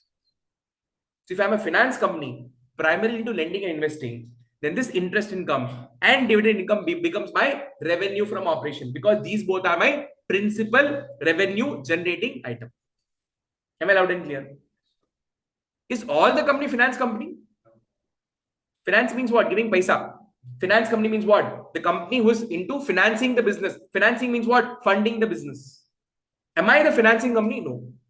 So I'll be called as a non-finance company. So what is my primary motto here? Coaching. So whatever fee I earn from the coaching, this is my revenue from operation. But I have some surplus money and I have invested this in the fixed deposit. And so what do I get? Interest. So in my example, in my case, I'm a non-finance company. This interest, will it be RF or other income? It will be my other income. If I have surplus money, I invested in share market or mutual funds. What do I get in return? Dividend. This dividend is RF or other income for me? Other income. Because I'm not dependent on interest and dividend income. I did not start this academy that one fine day I'll get the interest and dividend. This is not my motivation. My motivation is coaching income. So for a non-finance company, interest and dividend are other income. For a finance company is funding. For them, the interest and dividend is RFO. Any problem? Now here, when we are talking about interest income under other income category, who will this company be? Non-finance company. That's why they have put other company other than finance company. Other than finance company means what? Non-finance company. For a non-finance company means for Pratik sir, if I have any interest income from bank deposit or others, for me this interest income is other income. I put money in fixed deposit. So who will give me the interest? Bank. I have given loan to my friend. Free of cost? No. In return, I'm getting interest from him. So that interest, what I get is income. That will come under other category. Any problem? Online people, any problem? No, Online sir. people, No, sir. any problem? Sushmita is asking, in the food business is also ancillary, even the target audience are not students. Correct. Still also food business. The motto of me starting the food business is what? Primary to serve my customers. In due process, the taste is good. General public is also coming. Still, it is what? Ancillary. Because we didn't start this academy that we'll do food business. If I'm having this food business registered under separate name, if I'm giving a separate name, if I'm not putting under CA.Prathik Academy, if the food business I'm putting separately, then that becomes a principal revenue generating item. So let's suppose I have CA.Prathik Academy and I have CA.Prathik Cafe. Both are two different companies. So in that case, CA.Prathik Cafe's main intention is what? Food business. So for that case, in that case, it becomes a revenue from operation. But if I don't have CA.Prathik Cafe separately, if I'm putting CA.Prathik Cafe in CA.Prathik Academy, then that becomes my ancillary activity. Sushmita, am I clear with what I'm saying? Yes, sir. Thank you. Now, next is dividend income. Finance company or non-finance company? Non-finance company. Because dividend income for a finance company is RFO, revenue from operation, main income. But I'm a non-finance company. So for a non-finance company means Pratik sir, dividend income is my extra income, other income, side income. So where will it come? B category, dividend income. Any problem? C is net gain and loss on sale of investments. In the business, can I say you have investment to be sold? Yes or no? Now the language is net gain or loss on sale of investment. Let's suppose I sold two investment. In one investment, I had a profit of 1,000 rupees. Other investment which I sold at a loss of 300 rupees. So now the Companies Act is saying, Schedule 3 is saying that don't show this income and losses separately. Combine them, show the net impact where in the other income. So 1,000 minus 300 is how much? 700. This is called as net gain on sale of investment. Now, listen very carefully. There is one bias when it comes to loss. There's a guidance note. Guidance note is basically a clarificatory note that has been issued by the Institute of Chartered Accountants of India. See, Schedule 3 gave this information. Now, nowhere they have mentioned that in case if the net amount is loss, let's say gain is 300 positive and loss is 1,000. So net is how much? Minus 700. What should we do with this minus 700? There's a lot of doubt in the Schedule 3. So like that, whenever you have doubts in this regard, the Institute of Chartered Accountants of India, they will release something called as guidance note. They'll give a guidance telling that this accounting treatment has to be done in this way because the true spirit of this presentation is so and so, and based on this we feel that this is the appropriate presentation. So whenever you have doubt with this regard, always you look up to guidance note given by the ICAI for the clarificatory purposes. In the guidance note, what they have told is even if it is loss, it has to be recorded as a negative amount where in the other income itself. But some people do not follow this, and what they do is that If you have a net loss, they take the net loss to other expenses. Some people have the habit of taking this into other income and they'll put as negative 1,700. Both are allowed. Both are allowed. Am I loud and clear? From examination purpose, what will you do? You can state your assumption and do income. So if you want to net off and record the net loss also in the other income, you can do that. If you want to take that item to other expense also, you can do it. Am I loud and clear? So let me do this example one more time. I'm telling you, profit on sale of investment, I have 1,000 rupees. I sold another investment where I had a loss on sale of investment, which is negative 300. Now, the schedule 3 says that don't show both of these separately. We have the habit of showing this separately in the trading and P&L account. We show this as indirect income and this as indirect expenses. Now, here, nothing doing. Now, the schedule 3 is saying that you have to net off both. You have to net off both. Here, if I net off both, what am I getting? Positive 700. So, this will go into your other income. In this, there is no confusion. The confusion comes in the scenario where there's a profit on sale of investment, which is positive 300.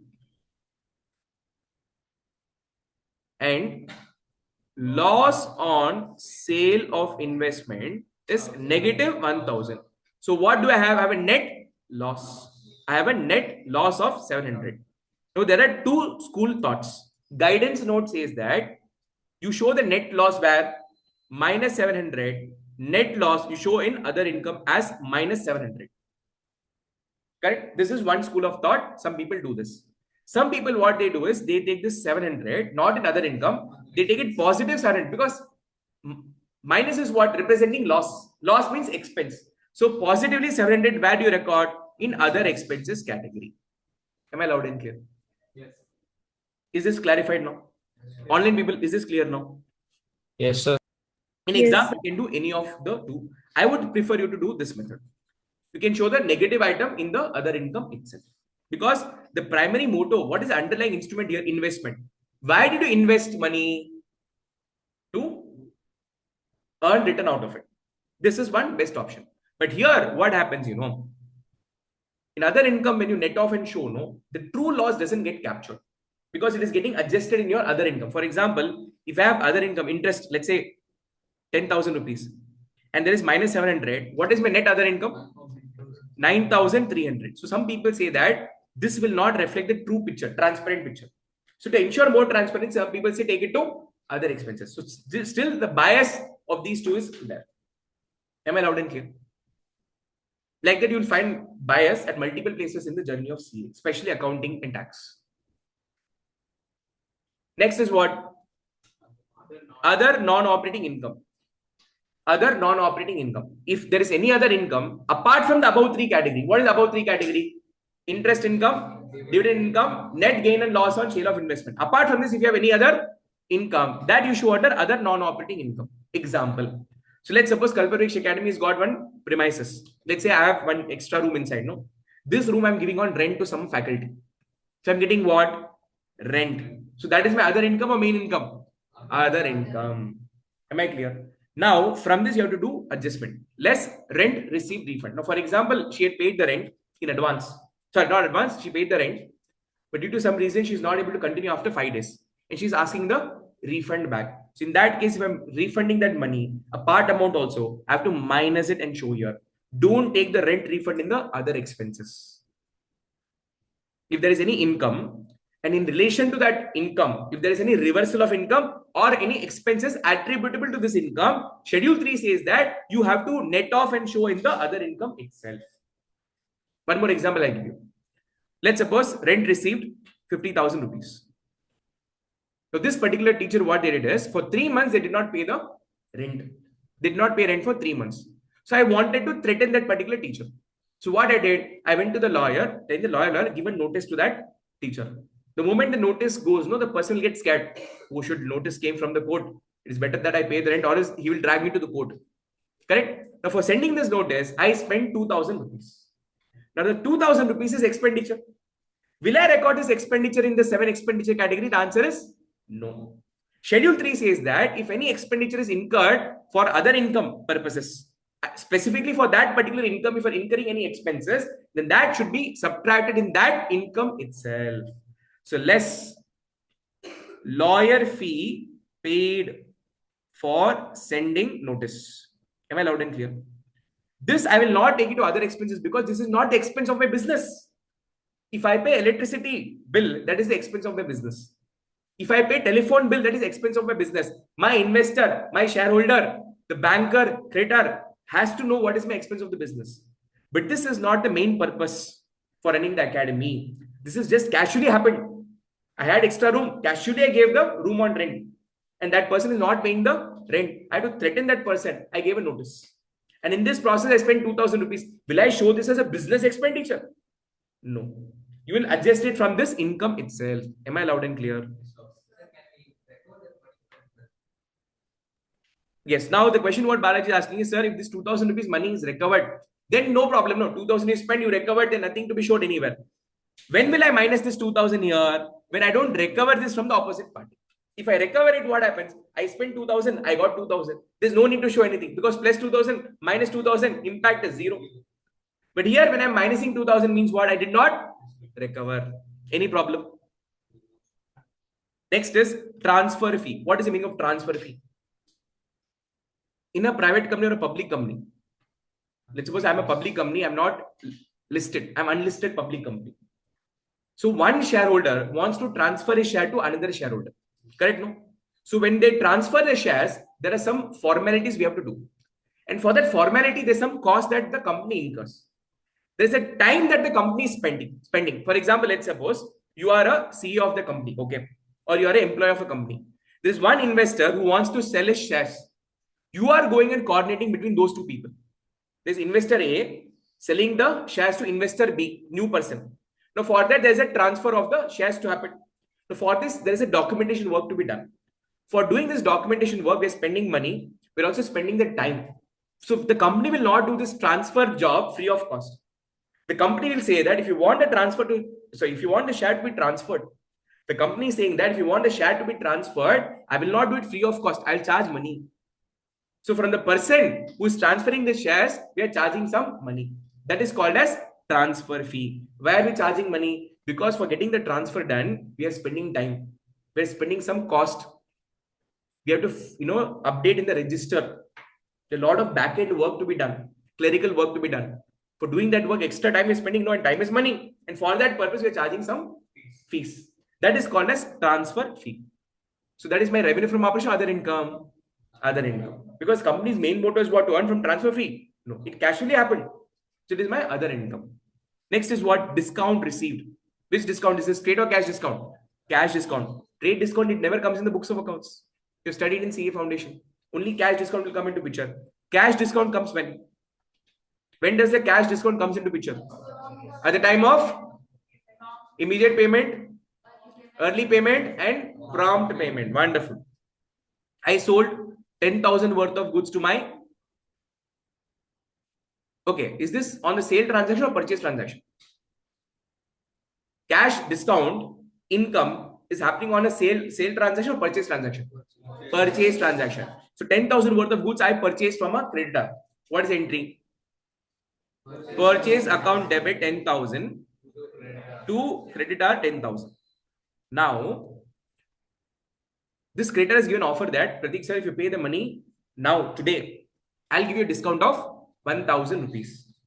And I found that offer very lucrative. So I said, okay, let's do it. So now I paid the money. How much money I paid? 9,000. So what is my entry now? Creditor account debit 10,000. To cash, how much I'm paying? 9,000. To discount received 1,000. So this is my income. This is my nominal account. Credit all income and gain. Credit all income and gain. Since this is my income, where will I classify this? In the revenue from operation? No.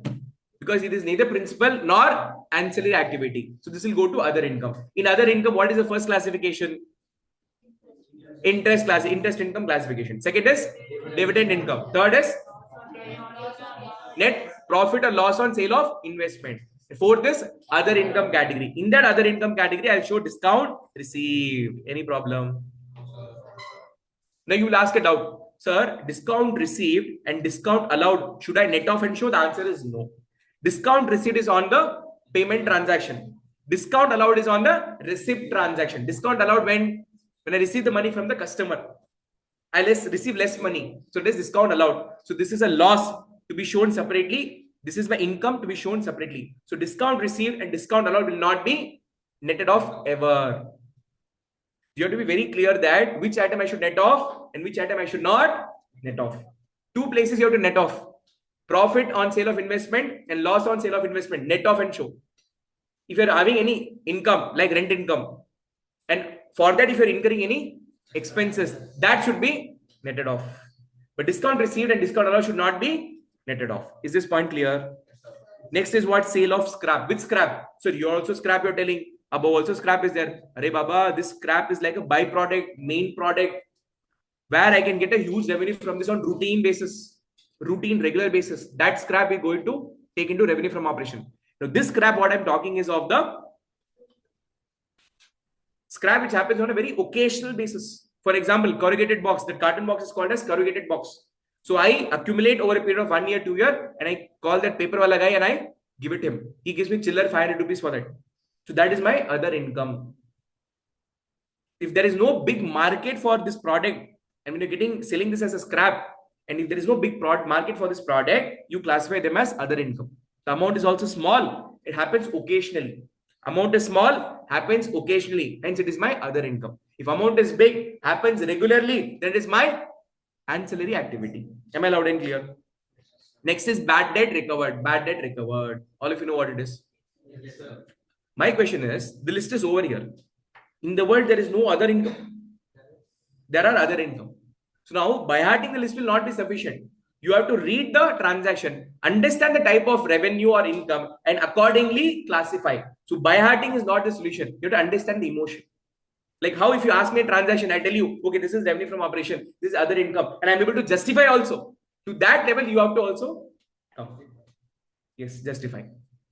So understanding is essential here. By hearting is not important.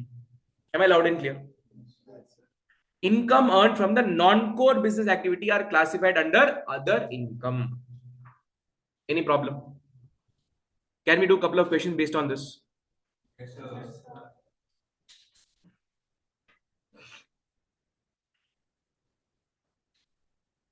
क्या करेगा रे break का? Say break. Okay, we'll do this question, then we'll go for break. After break, we'll start expenses part. Very easy. Jujube question. You see, no. Example 1. From the following information, prepare an extract of statement of P&L for the year ended 31st March 25 as per Schedule 3 of Companies Act 2013. Present the necessary notes to accounts as may be applicable. What are they asking? Extract of the statement of P&L. What is the meaning of extract? When you present a part of the P&L, that is called as extract. And wherever required, they want us to present the notes. So let's read one by one item. Sale of product. Other income or revenue from operation? Revenue from operation. Sale of services? Revenue from operation. Online people, are you all there or slept? Vignesh, Sushmita, Sumanyu, Sudarshini, Srinidhi, Rudra, Revati, Ramjan Begum, Piyush, Nivedita, Nishi, Jivika, Jayshri ma'am, Dharini, Deva, Akshara. Are you all there? Yes, sir. Yes, sir. Yes, sir. Please respond. No. Sale of product, revenue from operation. Sale of service, revenue from operation. Trading commission. Trading commission. Ancillary. Right. Trading commission means what? My commission is regular activity. That is why we call trading commission. The commission comes to me occasionally, rarely. I just call it as normal commission. Trading commission means what? I'm doing this job on purpose. My commission income is also a main income, but not principal, but ancillary. So this is also RFO. Excise duty is there, let's suppose. Excise duty included in this. What am I supposed to do? Less from RFO. Interest income. No, you have to ask me a question. Sir, is this a finance company or a non-finance company? Nothing is mentioned. And if you look at the nature of the revenue, sale of product, sale of service, does it look like a finance company? No. And it is a non-finance company. For a non-finance company like me, Pratik sir, interest income is other income. Which category? First category, A category, income category. Interest income category. Next is dividend from companies.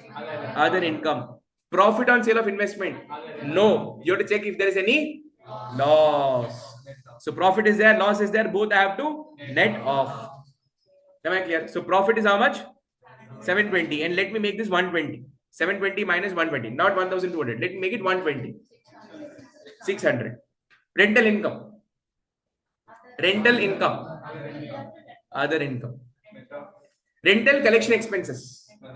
Both of them have to net off. So what is my net of income? 1800 minus 120 is how much? 1680. For this, if anybody is using calculator, no, I'll kick you, I'm telling you. Who was it using calculator? Purvi? मेरे को मालूम था. Yes.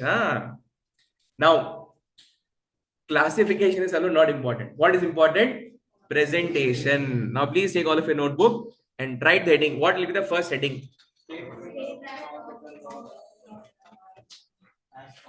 An extract of statement of, don't write P&L, it is profit and loss. Will you put account? No, account is now deleted. It is no longer account. It is an extract of statement of profit and loss. Online people, are you all doing with me? Yes, sir. Yes, sir. Now, please Yes, tell me. Please tell me. What is the first heading? Particulars. Very good. Then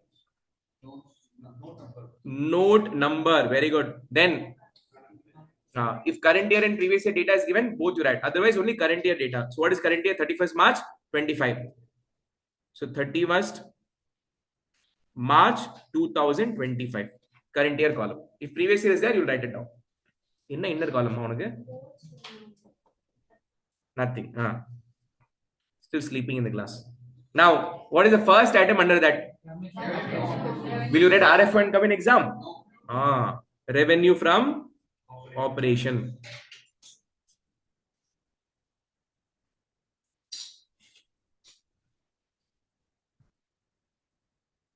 Since I'm preparing the notes for the very first time, we'll write note number 1.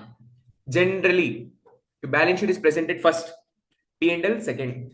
So always your note number 1 will be your share capital. But since I'm presenting this for the very first time, in exam, if you write this for the very first time, you'll put your note number 1. Otherwise, in continuous order only it will come. Wherever the final note number ended in the balance sheet, no, after that, whatever is the continuous number will come here for revenue from operation. For example, if 21 was the note number for balance sheet item, asset, 22 will be the note number here. But here, since we are preparing for the first time, I'm putting here note number 1. And below that, other income, note number 2. Both of these put together is called as total. Think and tell me. Total revenue, what you studied was wrong. Oh my God. Sure, in CBSE we studied total revenue only, sir. A lot of things what you studied in 11th, 12th and foundation will now be upgraded at the CA intermediate level. And now this is called as total income. Total income. Paisa income. Paisa coming in income. Any problem? No problem. Now, what am I supposed to do next? Notes to accounts heading. Notes to accounts. These are the explanatory notes. So, as now, please tell me, you are preparing this financial statement for whom? Company? No, for those 7 people, because those 7 people need a clarity. Why they need a clarity? Only if they have a clarity, they can make appropriate decisions whether they should deal with the company or not. So we are now the representative of those 7 people. So we should give the information in such a way that those 7 people can take some informed decisions. Now, breakup, note number 1. Breakup means not that breakup what you're thinking. Accounts breakup means different. What is the first item? Revenue from operations. So here can we write RFO? Yes, allowed. Listen to very carefully. I'm coming. I know you will have this doubt. In the notes, in order to save time in exam, at certain places you can use a shortcut where I'll tell you that only. Not everywhere. Am I clear? In the face of the P&L, revenue from operation only. But here, if you want to use revenue from operation fully, you can use it. But if you feel that you don't have time, you're running short of time in exam, because in exam, management of time is also important. So in case if you don't have time, if you write RFO, it is allowed. It is allowed. Am I loud and clear? Only at certain places where I'm saying you will have to do this. Now tell me, what is the first item? What is the first item to be done here? Sale of product. Sale of product. Have they given any mention the product name here? No.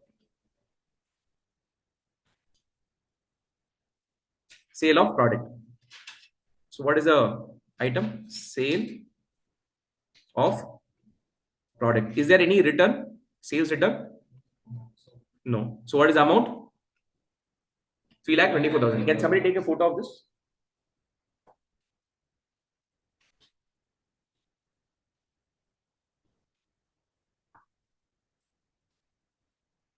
Done.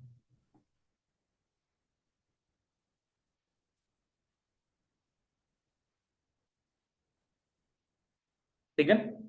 Okay. Now, what is sale of product? 3,24,000. Okay. Next is what? B, sale of services. So B is sale of services. How much? 3,600. Any problem? Next is what? Next is what? Other operating revenue. Other operating revenue.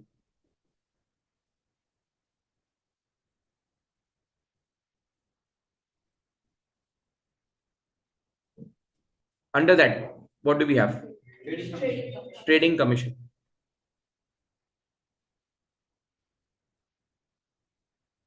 How much is the value? 7,200. 7,200.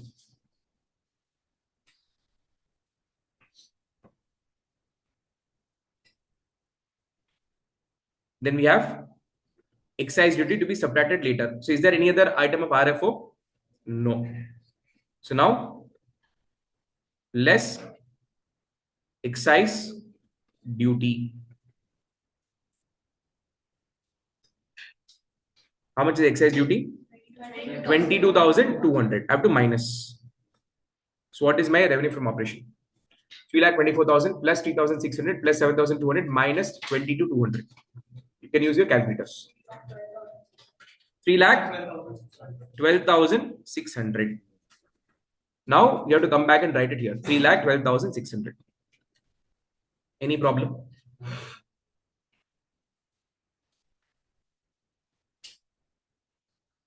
Heading we wrote. Particulars note number we wrote. Revenue from operation note number 1, 3,12,600.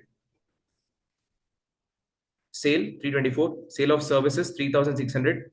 Other operating revenue, which is trading commission 7,200. And less exercise duty 22,200. Sir, like you did less sale return 0, scrap 0, should I write? No. If there is no transaction or no item, leave that item. Write whatever is applicable. Write whatever is applicable. Next is what? Note number 2. Note number 2. Under note number 2, what is the first item? I mean, what is the so what is the note number 2 basically? Other income. In that, what is the first item? Interest income. Sir, can I write INT income? Only note if time is not there, you can do it. Do we have any interest income? 2,400. Online people are not responding. Can I assume that you're not listening?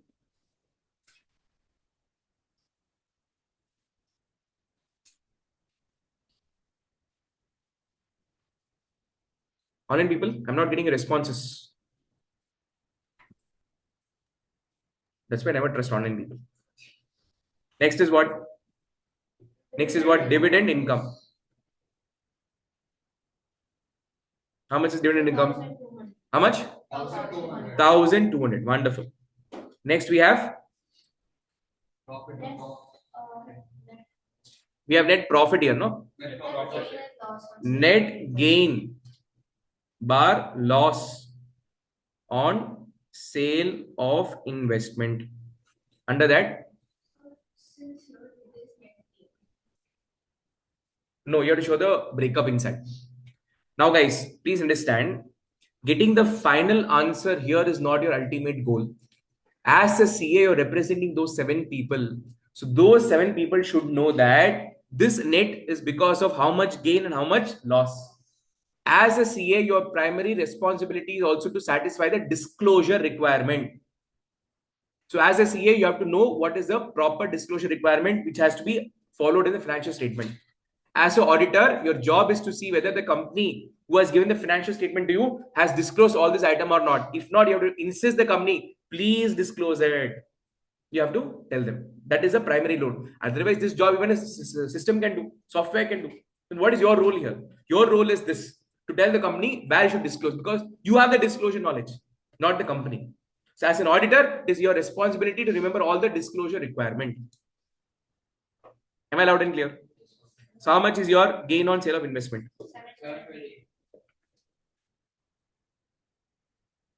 Gain on sale is 720 in the other column. Loss is 120. So net we have 600 rupees. Sir, should we call it gain or we can call it profit also?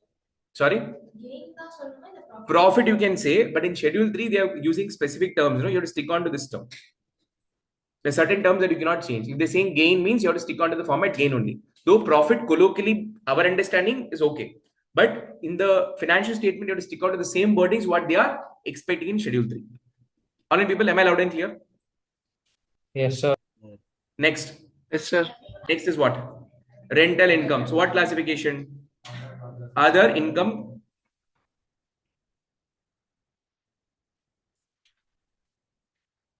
So it says Other non-operating income. Yes. So other non-operating income. Under that, rent received. Rent income 1,800 in the inner column. So rent income 1,800 in the inner column minus rent collection expenses. Rent collection expenses. How much? 120 you have to minus. So what is the net amount? 1680. Now please tell me what is the total other income? 5,880. 880. So come back here. 5,880. Please tell me what is the total income? 3 lakh 80,480. 18. Okay. Oh, 3 lakh 18,480. Online people, are you getting the same answer? Yes, sir. Sir. Yes, sir. Any problem? Sir.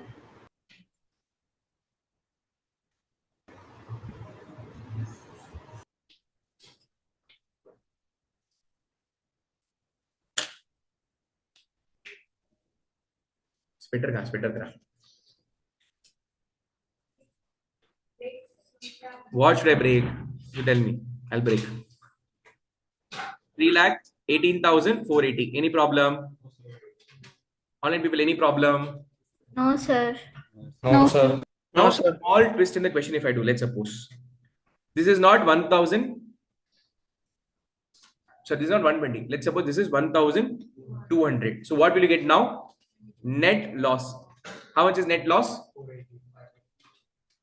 480 is a net loss. 480. What will you do? You have two options.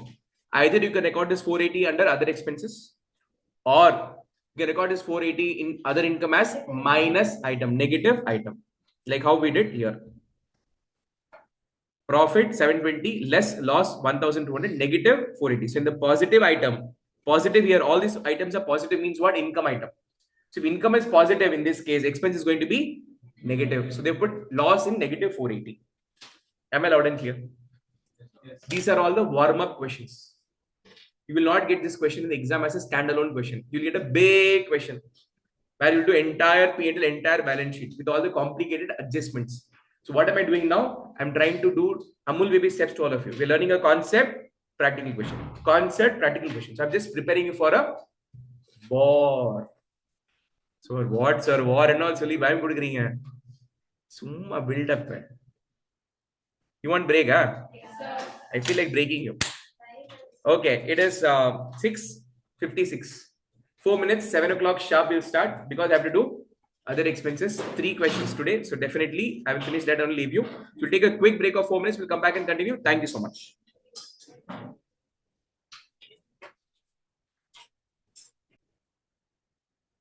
Yes, people, welcome back from the break. So let's continue. So guys, we are doing this format of statement of P&L in which we have completed so far the discussion on the revenue from operation and the other income. Put together, the total income part is over. Now we're heading forward to calculation of total expenses. Guys, in total we have 7 category of expenses. How many category? 7 category. The first category is cost of material consumed. Second is purchase of stock in trade. Third is changes in inventory. Fourth is employee benefit. Fifth is finance cost. Sixth is depreciation. And seventh is other expenses, of which I'm planning to discuss 1, 2, and 3 with all of you together now. Cost of material consumed. That is the first item. When I read the word material, what do you understand by this word? Yes, raw material. Now, did you understand why I did the basic accounting classes with you yesterday? Because there I introduced you to the word raw material, finished goods, stock and trade. If you see, all that words are coming here. So as a teacher, it is very important for me to give you that base which is required for you to understand the main concept. So now, cost of material consumed. So this line is only focusing on material. Material here means only raw material. Before that, we did a working down, no? Where we said revenue from operation is 3,12,600 and other income is 5,880. Am I right? Please tell me, in the old P&L format, where will you record this revenue from operation? 3,12,600 in the old trading and P&L format. Where do you record? Credit side as where? Sales. So this is 3 lakh. How much? 12,600. Any doubts in this? Please tell me, in the old format, other income, which is 5,880, where do you record? Where do you record? Sir, in the P&L account as indirect income, 5,880. That is the answer? 5,880. So you understood now? Now, in your old format, where you used to record by sale, now this has become your revenue from operation in the statement of P&L. In the old trading in P&L, where you used to record the indirect income, now that has become your other income. So I'm just trying to make you understand how this is blended, how this has got blended in the new statement of P&L. You're not learning something new. Same thing only. The formatting, the structure, the categorization alone is gone for a change. Am I loud and clear? Now we're talking about raw material. But please carefully go through this trading and P&L account and tell me where all the raw material has been reflecting here. Sir, we have raw material in the opening stock here. We have raw material in the purchases here. And we have raw material in the closing stock here. Now, all these 3 items will not be now independently shown. It will be combined together under cost of material consumed. How, sir? Very simple.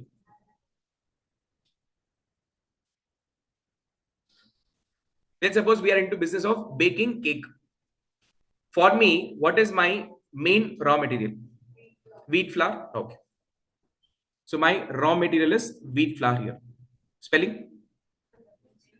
Wheat, FL, UR. In the ma, FLOR, flow. You are clear. Na English le weak are again. Okay. Wheat flour. The flour. You have to be very careful. Opening stock. We had 1,000 kgs in the last year. It was not produced. It was not consumed. Hence, closing stock of last year. Now it is opening stock of current year. Wheat flour per kg, for convenience sake, I am taking 10 rupees. So what is the total cost of the opening stock? 10,000. Means what? 10,000 worth of stock, opening stock, wheat flour, you had purchased last time. Since it was not consumed, as per matching principle, we eliminated this from the cost of the last year. It became the closing stock of the last year, and now in the current year it became the opening stock. And always opening stock is first used for production purpose. So this obviously would have gone into manufacturing. So now this opening stock becomes your expenditure. Very good. So opening stock, this 1,000 kg of wheat flour, flour, as long as it is there in a godown, it is your asset. But on the first day of the financial year, you'd have definitely given to the production department. In the first 1 week, can I say the entire 1000 wheat flour would have been consumed for manufacturing purposes? Yes. Then in that case, it ceases to become an asset. It becomes an expenditure now. So this is my expenditure. 10,000 is expenditure is what I am saying. Are you agreeing with that or not? Okay. Apart from that, current year we purchase additional wheat flour. So purchases 10,000 kg we purchased, and that is again of 10 rupee each. So what is my purchase cost? 1 lakh rupees. So what is my total cost of the raw material? 1,10,000 rupees is the total cost of raw material. Total cost of raw material, both which is consumed and not consumed put together. This is my total cost. Now I have to give you one data. In that, how much is used for production purposes? We have 10,000 kgs of purchases and 1,000 kg of opening stocks. How much kg in total we have? 11,000 kg. I am telling in that 9,000 kg is being gone for production purposes. So 9,000 kg is gone for production of the cake. So how much of the wheat flour is not consumed yet, which is still there and may go down? 2,000 kg. Can I call this as my closing stock? Can I call this 2,000 rupees as my closing stock of the wheat flour? One more time, listen to me very carefully. What is your opening stock of raw material? 1,000 kg. Current year, how much additional have you purchased?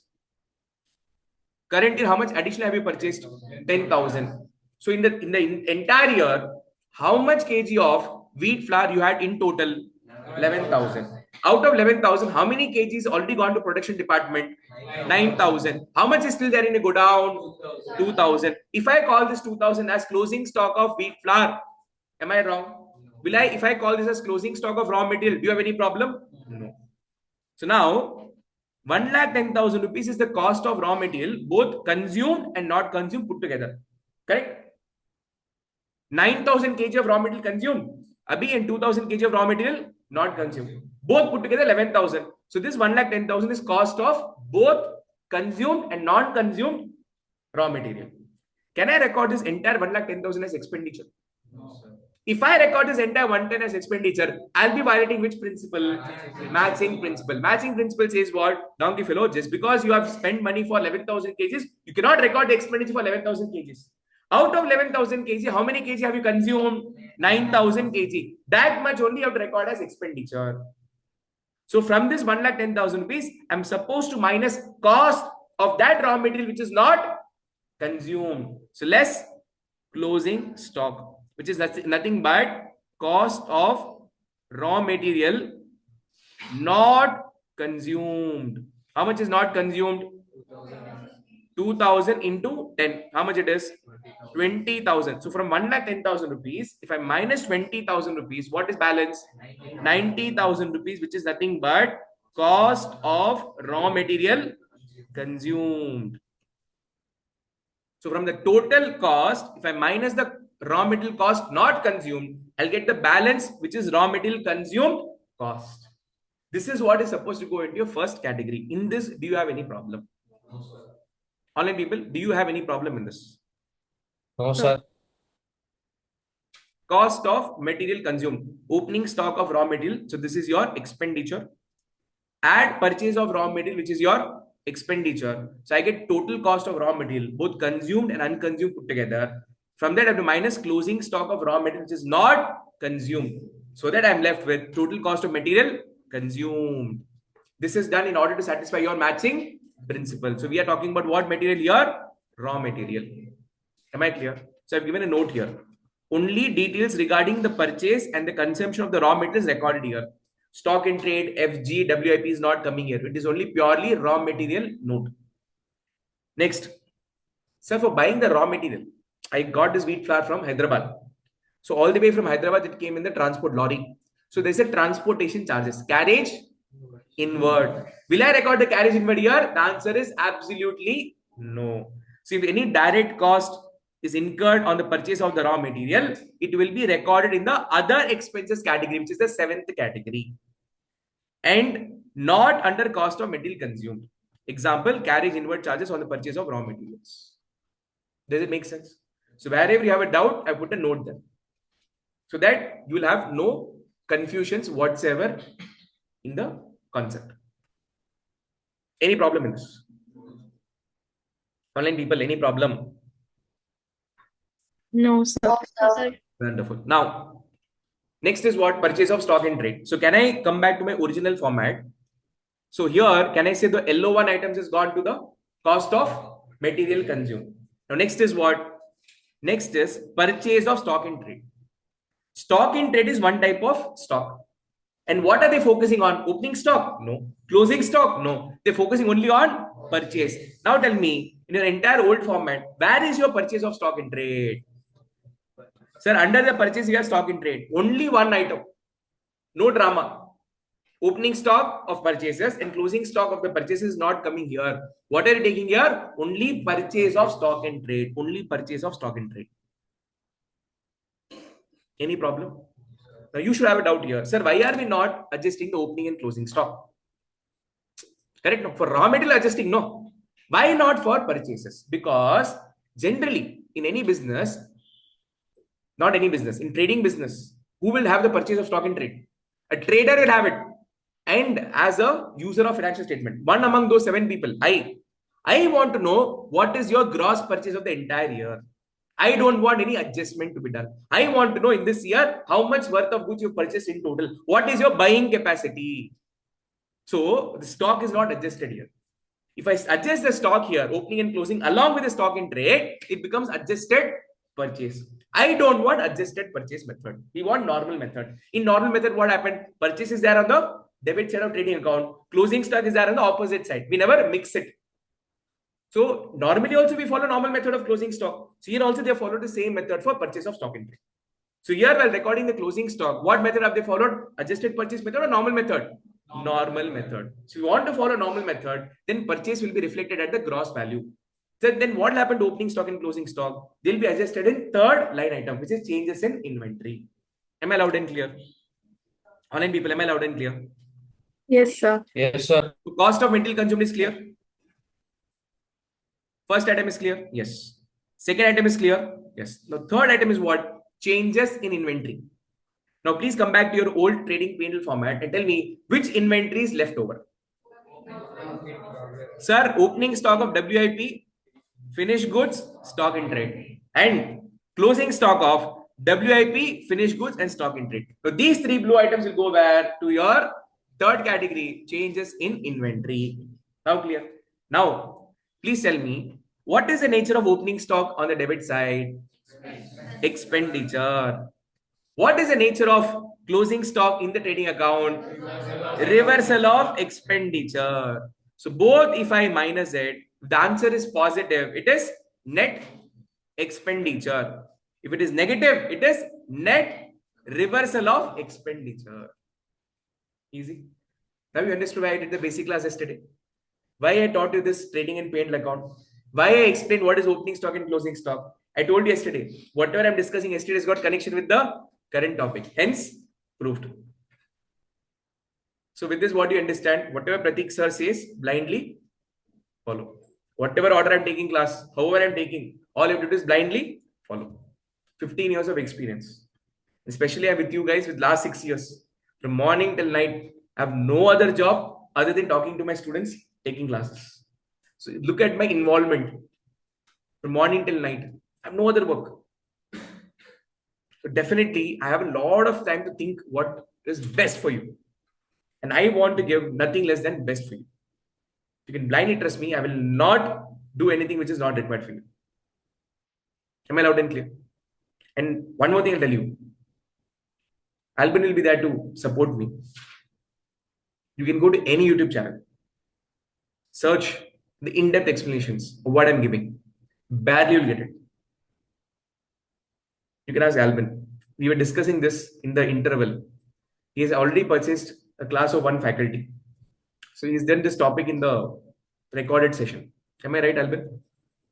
So he said that the amount of explanation what he gave here, he couldn't get that. That was exam-oriented approach. That's what he said. He came to be voluntary and said that. This is what it is there everywhere.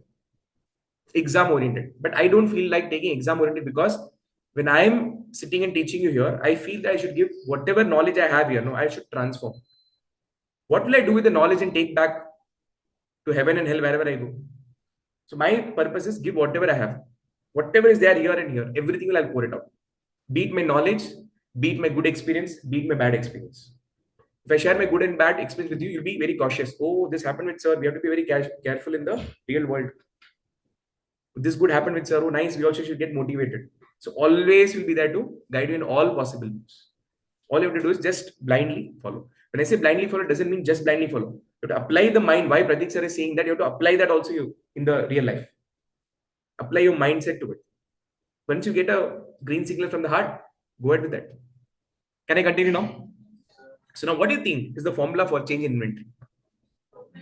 Opening stock minus closing stock, because opening is expense. Expense minus reversal if I do. The answer is positive means expenditure. Negative means reversal of expenditure. So come back here. Changes in inventory means what? They want a difference between inventory. Which inventory? Opening inventory and closing inventory. Of what? The remaining 3 stocks. Because raw material is already consumed here, recorded here. So what am I left with? WIP, stock in trade, finished goods. Finished goods, WIP, stock in trade. So what does the note say? How do we present it? That is also important. No? So come down here. Changes in inventory. Work in progress, semi-finished goods. Opening stock minus closing stock. So 2 more inner column.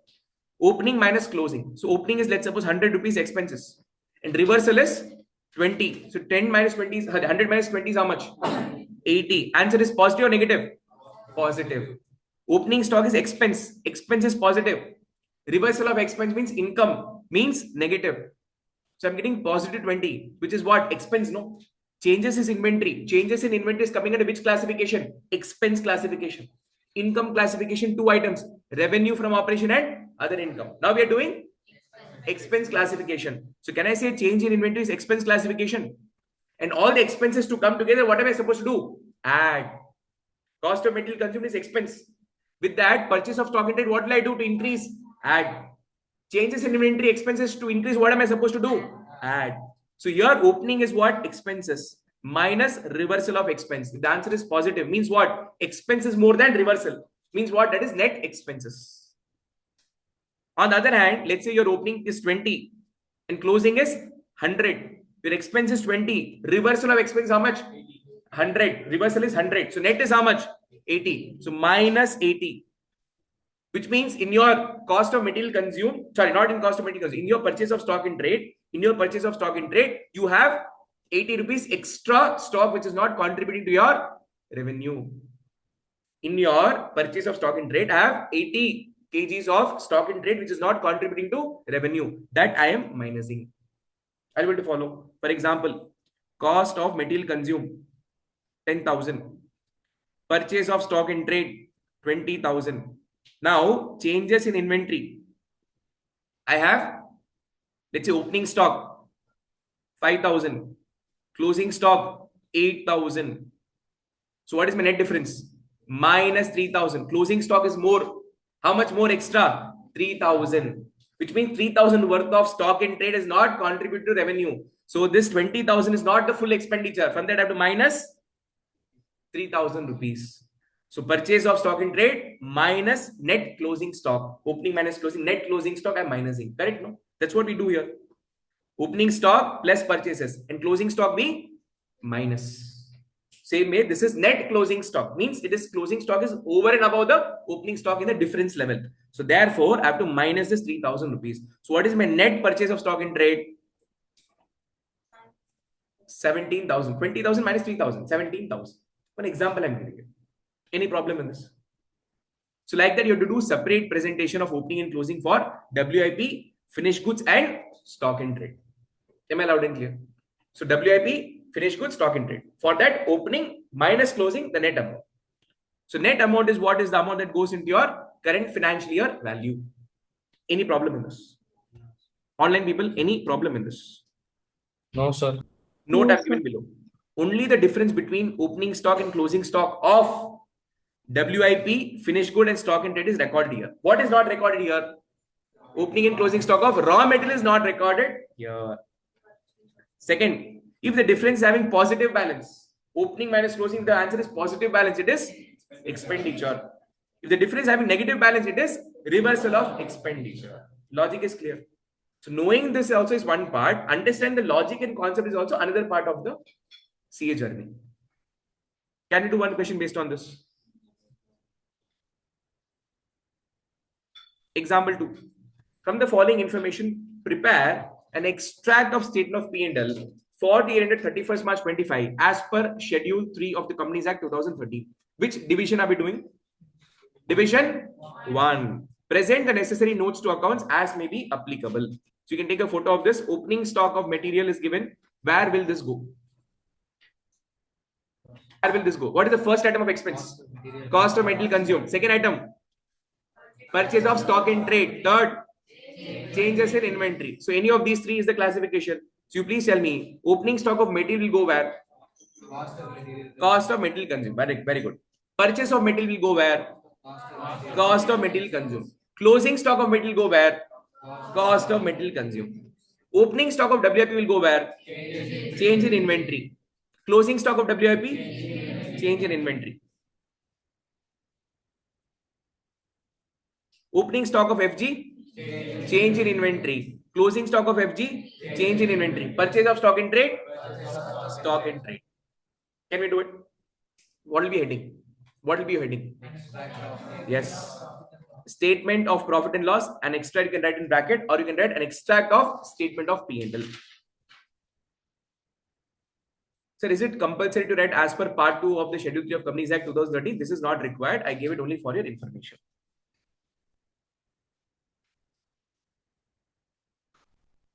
Online people, are you all doing simultaneously? Yes, sir. Yes, sir. Yes, sir. Under that, please write heading, particulars, note number 31st March 25. 31st March 25. Don't write current financial year, write 31st March 25.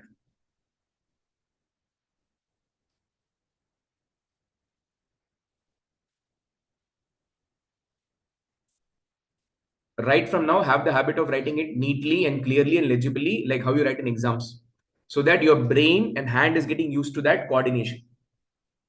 Your hand and brain needs to be coordinated like that. So please practice right from now, or else you'll have trouble in the exam. Don't kirka murka file and write in the notebook. Now, expenses heading. Under that, cost of material consumed, purchase of stock in trade, changes in inventory of the finished goods. Please write the note number. This is a continuation of the above question. So note 1 and note 2 have written already above. So I'm continuing here. It will be note 3, note 4. So for purchase of stock in trade, do we need to give note? No, because there's only one item. So what disclosure will I give here? Only one item is there. So you can write directly in the above outer column. You can write directly in the outer column. So what is your purchase of stock in trade? 2,400. Directly you can record in your P&L. But for cost of material consumed and the change in inventory, you have to show the explanatory notes. So for cost of material consumed, note number 3, and for changes in inventory, it is note number 4. Don't write the value, keep the value pending. Just write note number 3 and note number 4. Yes. Yeah, you can put note 1 also. Since I'm continuing, so if you see the way I've structured this question, I've given revenue from operation, other income as one question, then inventory as one question. The next will be employee benefit and depreciation. Example I'm telling you. Like that, what I've categorized. At the end, I'll add all of them. So at the end, when you all add all of them, it becomes a series of note number. That's why I told you to put continuation. If this is coming as a standalone question in the exam, then you can write note number 1 and come. But since I'm continuing this from here, I'm putting a continuous note number. Now please go to note 3. What will be heading? Cost of material consumed. Note number 3. Note 3, cost of material consumed.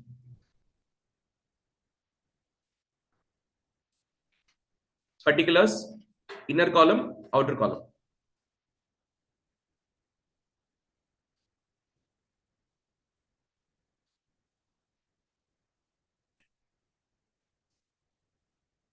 In that raw material, see, sometimes what happens in business, there are multiple significant raw materials. So maybe for each and every raw material, which is significant value, you may have to give a separate classification. That's why A I have put here. A is wheat flour raw material. B will be what? Condensed milk raw material. So like that. But in exam, you'll not get questions like that. You'll get only one common raw material. So in that case, you don't have to put a raw material and all. Just put raw material more than sufficient.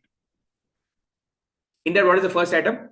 Opening stock of raw material. What is the nature of this? It is expenditure. How much is it? 10,152. 10,152. Next is purchase of raw material, which is 1,12,224. Should I add or minus? Sir, it is expense. Purchase is expense. So expense and expense I need to add. So add purchase of raw material 1,12,224. If I add both, what do I get? 1,22,376, and that is called as total cost of raw material, both consumed and non-consumed put together.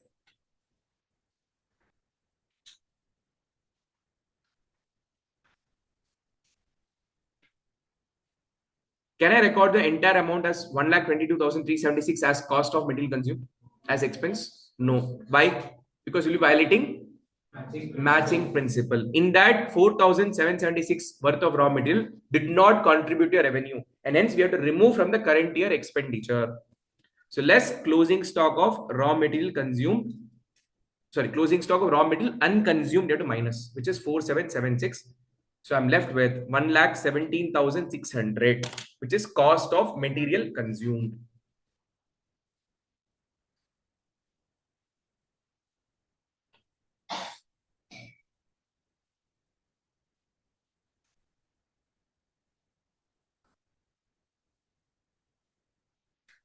Done.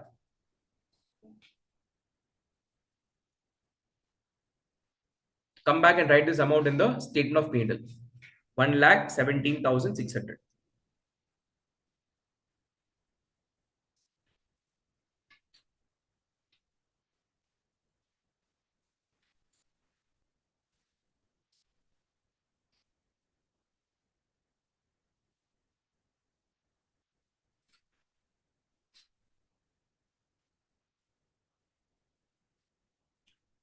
Next is changes in inventory of finished goods. Note number 4. Changes in inventories. Note number 4. Changes in inventories. In that we have particulars column, opening stock, closing stock, and then current year data.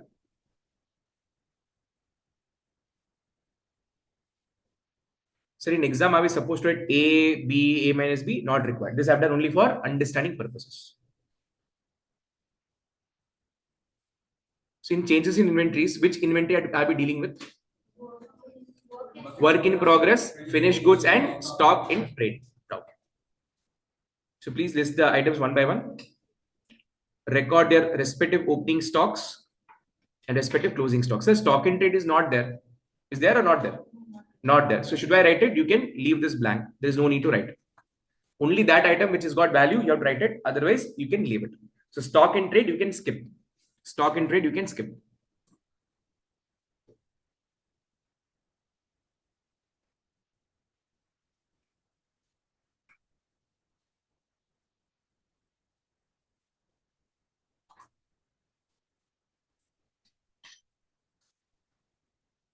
Opening stock of WIP is 18,000.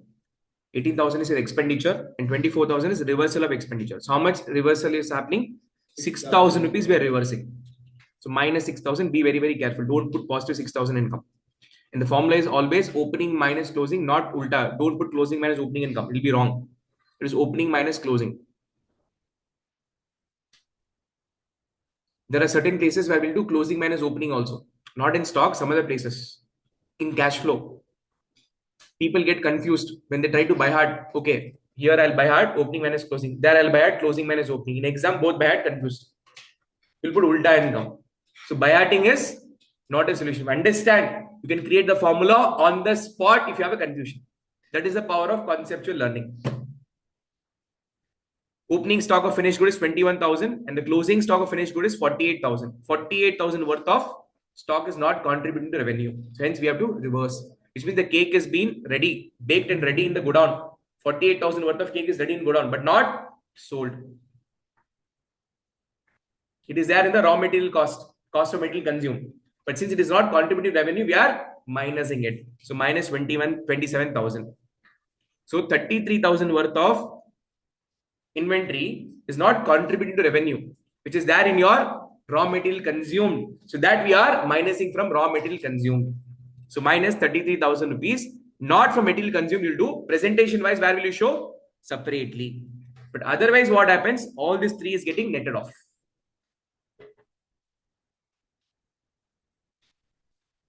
So this is my expense. This is my expense. This 33,000 is included here. This is getting netted off. You're separating from that.